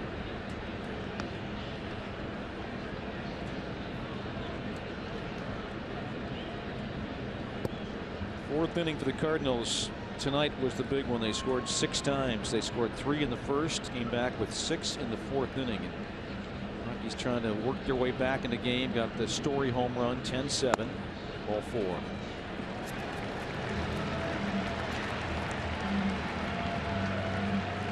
Let's look at our CenturyLink. What's next? And the Pittsburgh series for the Rockies is what is next. Tomorrow night, game 1. Eddie Butler gets the ball for the Rockies.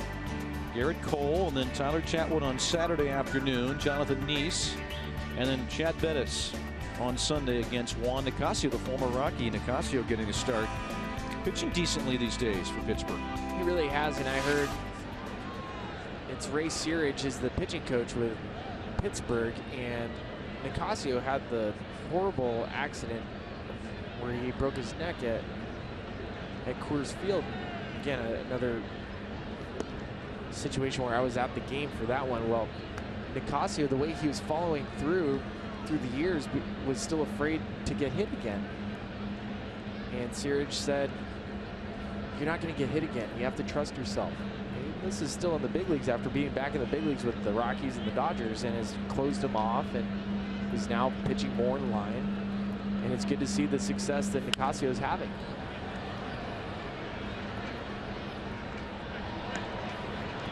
1-1 on Matt Carpenter's at the big night tonight. Pair of doubles against the Rockies. First 2 hits in the series. And good to see for Juan Nicasio. Just a wonderful young man. A little inconsistent last year with the Dodgers, but now a starter. Rotation for Pittsburgh. We wish him well, except on Sunday. Just like the Cardinal fans when they saw Descalso. Right.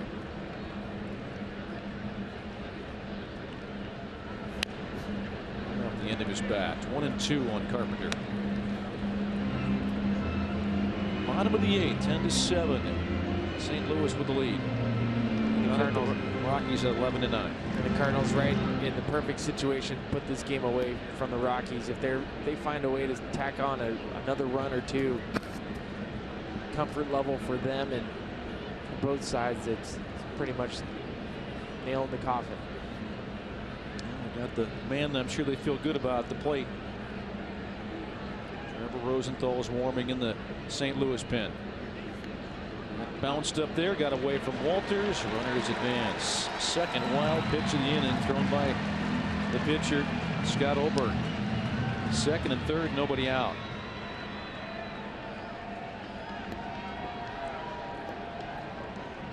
They're trying to prevent both runners from moving up, and slider down and in. Walters tries his best to keep the ball in front of him, but it kicks off. You can see the read. Great read by Colton Wong, and Brandon Moss following Wong's lead, taking second base as well. Now you can get 2 runs without even needing a hit. Ground ball to the right side, scores a run, moves Moss to third, and you can have another sac fly or ground ball out and score 2 runs. 3-2 now on Matt Carpenter. Infield is in, trying to cut the run off.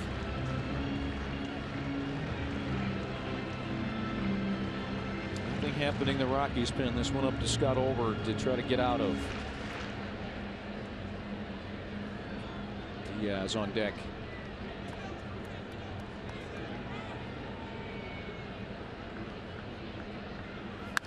Oh, hit that one well to right center field. That's trouble. That is gone. Where is it? And that's a home run. That's a lot of fireworks for a triple. umpire signaled the home run for Carpenter. That's a 3-run shot. And the Cardinals do some heavy damage in the bottom of the 8th.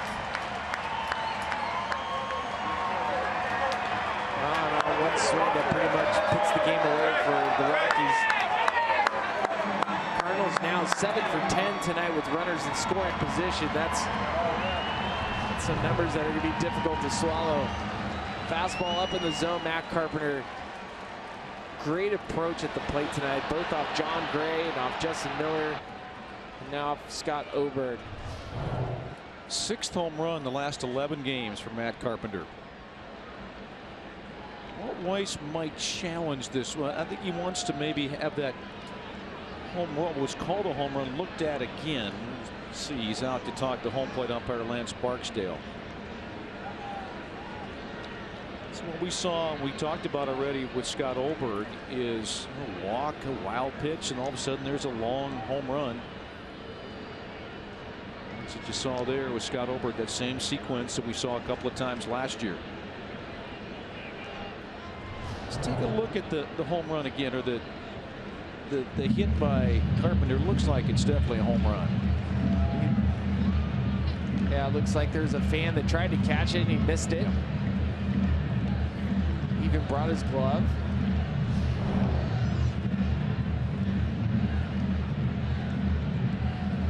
Yeah, no look on the replay. This is a home run for Carpenter. Clearly a 3-run shot.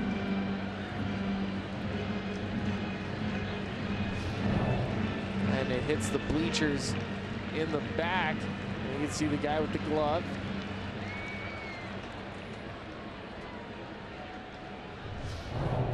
I like the Cubs fan last week where the ball home run, your left field bleacher creature hit him in the hands. He missed it. He was so upset that for missing it, he took his shirt off and screamed at the heavens. I don't think I saw that one. I might have to go look it up though.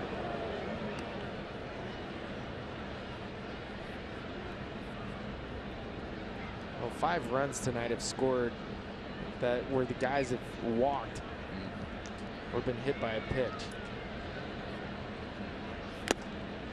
Swinging a foul chip there, held on 1-2. You weren't even that close. No, he's pretending like I was right there, was going to catch it.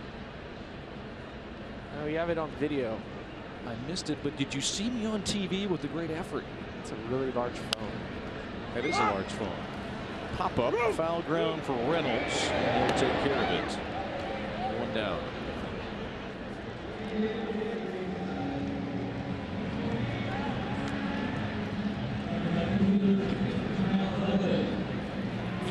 First baseman. I was going to say the same thing. Now, if I would have brought my infielder's glove or my outfielder's glove, I would have had it. Still seems pretty happy, though. Matt Holliday is 1 for 4 tonight. A hit back in the first inning. Ball 1 to him. 13-7, the Rockies trail.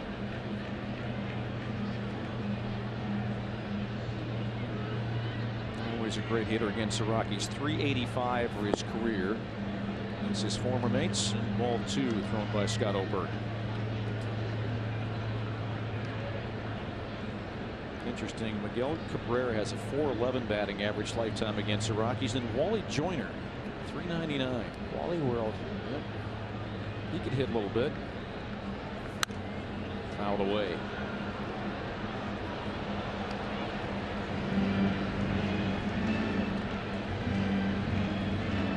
And the big lead now of the Cardinals means Trevor Rosenthal didn't have to work tonight.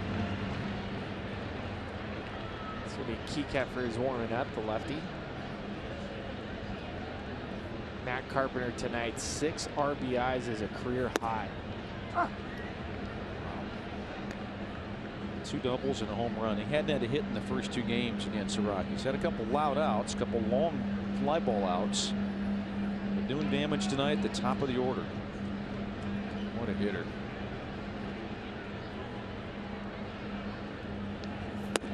Strike 3 called. No argument there from Matt Holliday. 2 outs.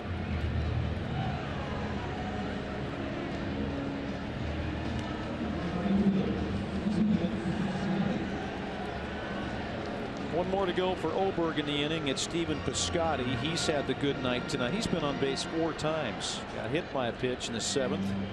And 3 hits prior to that. 3 for 3 with the 2 doubles. 2 RBIs, 2 runs scored. Strike 1. Rockies will have 9, 1, and 2 in their order coming up in the top of the 9th.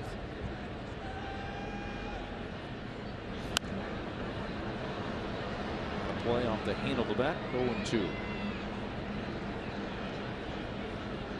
Keeping an eye on Jorge De La Rosa. He just finished his 6th inning of work. 6 innings, 6 hits, 4 earned runs. He's at 82 pitches. Well, that's not bad for 6 innings. No, better. So curious to see if he'll go out for the 7th. Yeah. Much better. Looking for efficiency. Looks like he's got it the last several innings. Bounced up there that time by Scott Oberg. 1-2.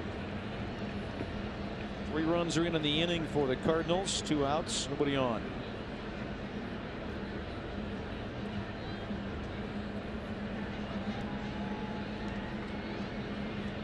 Cardinals scored 3 runs total first 2 games. They have 13 tonight. Breaking ball missed away. 2-2. John Gray goes 3 1/3. Christian Bergman 2/3 of an inning. Justin Miller had 2 scoreless. And now Scott Oberg working his 2nd inning.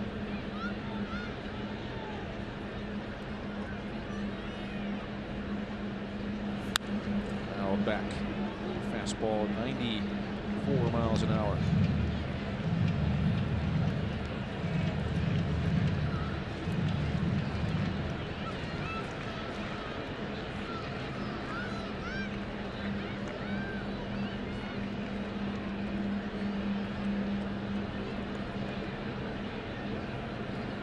From the stretch, Scott Oberg has the sign.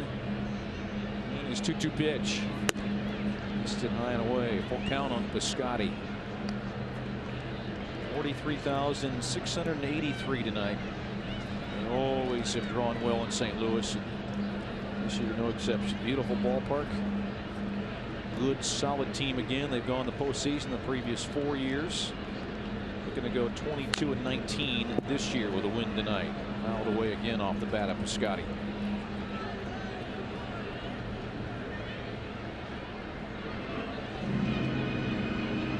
Tony Wolters taking another foul ball off the body. He's been punished today behind the plate. Even at the plate with foul balls off his ankle and off his shin. It's not been a very kind day to Tony Wolters or the pitching staff to the Rockies today. Let's see where that one gets him.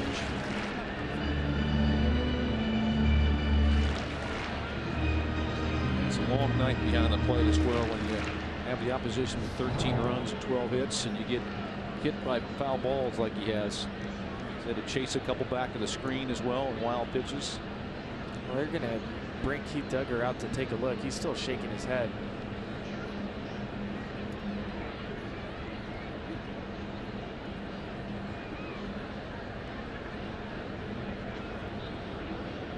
I wonder if Lance noted something behind the plate, if he asked him a question and Tony didn't respond the right way, or and that's the beauty of baseball. It's a partnership between the umpire and the catchers, and they protect each other. You got to tip your cap to Lance for asking a question, making sure that the player's okay. Here's the Rockies' regular catcher, Nick Hundley. He's been on the disabled list because of a concussion. Out now with a different injury, oblique strain.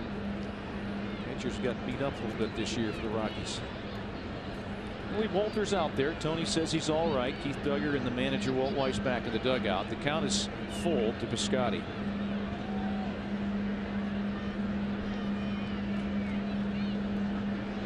Oberg steps off. The rubber time given to the hitter.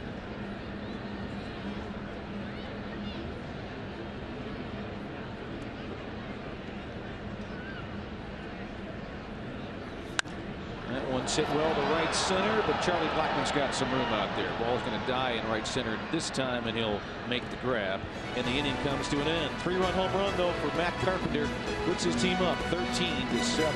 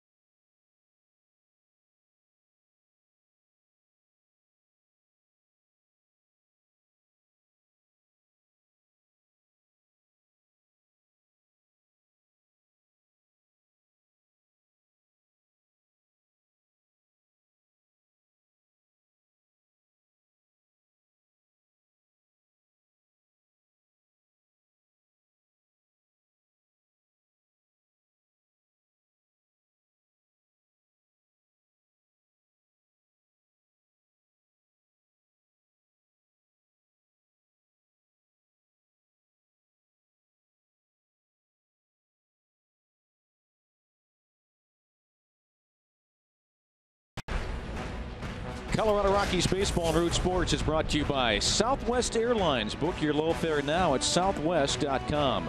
By Wells Fargo. Wells Fargo customers get your 2-for-1 Rockies club level tickets by visiting wellsfargo.com/Rockies. And by Volkswagen. Let's go back to our studio in Denver. Jenny and Corey Sullivan standing by.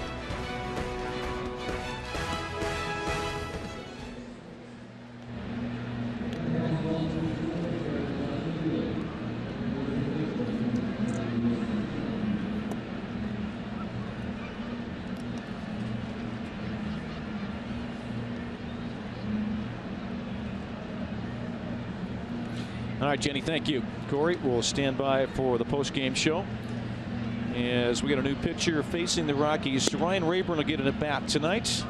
And no closer needed tonight for the Cardinals. We're going to go with Dean Kieckeffer. All right, Kieckeffer is another guy that we've been talking about. You talk about the Cardinals way and people that surprise you. Kieckeffer was the 1,099th pick. And here he is in the big leagues, earned his way. Will not walk anybody. We saw him the other night. Good control, a little bit of deception, fastball, changeup, slider. Lefty will start with Ryan Rayburn. And Charlie Blackmon and Trevor Story. Ball one.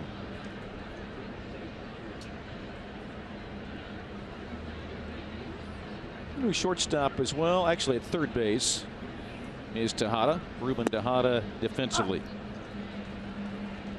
And Matt Carpenter now playing first base for the Cardinals. They've actually talked about moving Matt Carpenter to first base when Johnny Peralta comes back. That one's hit fair. It's grabbed by the third baseman and over to first base. So Carpenter receives and Tejada makes the play at third. One down.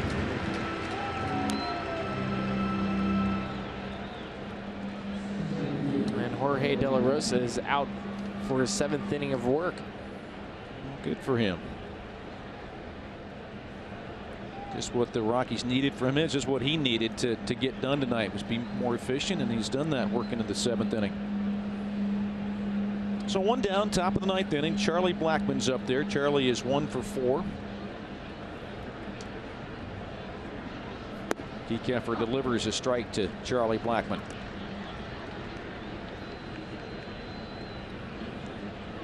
Cardinals will stay home and stay against this division. Got Arizona coming in, and then a key series next week against the Cubs.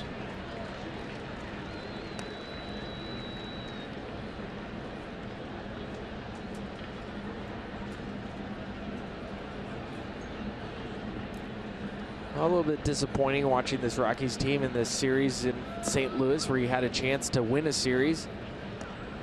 Win the first game with Chad Bettis. Last night, Wainwright finding his stuff, feeling dangerous. tonight, answering back against Michael Wacha, who for the first 2 innings looked unhittable. And Rockies answered with 2 runs in the 3rd inning, both with 2 outs, and then answered with a great 4-run 4th inning, only to cough it right back up. And you had the guy on the mound that you were hoping were going to take the bull by the horns and get this series win.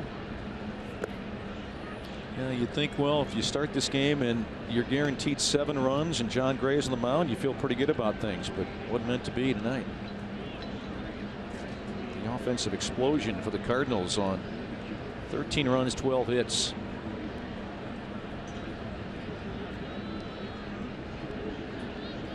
Blackman, a ground ball hit towards shortstop. Diaz behind second base. Close play, but he's got Blackman at first. 2 down.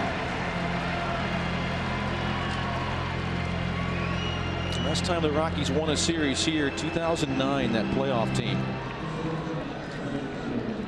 And on to Pittsburgh, a tough Pittsburgh team, and the Boston Red Sox after that. They're playing well. Here's a bright spot for the Rockies tonight. 3 hits for Trevor Story, including home run number 12 back in the 7th inning. And a 2-run double and a single, so 3 RBIs tonight for Story.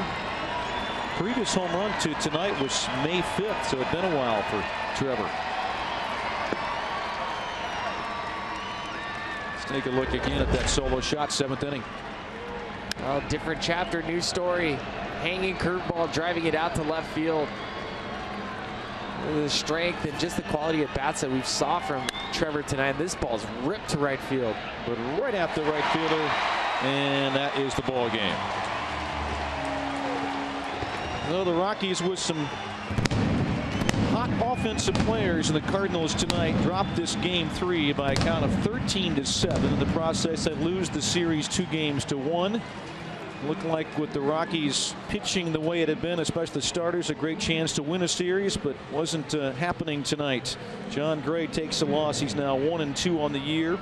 And the win goes to Lyons, his first win this year. And the Rockies go down to defeat 13-7. Let's look at our Jimmy John's delivery of the game. We'll look at Matt Carpenter. What a night tonight. 3 extra base hits for Matt Carpenter, including a 3-run home run. He had a pair of doubles and a career high 6 RBIs tonight. The backbreaker was the 3-run home run late in the ball game in that 8th inning for Matt Carpenter. The leadoff man tonight was 6 RBIs for the Cardinals. There was a 3-run.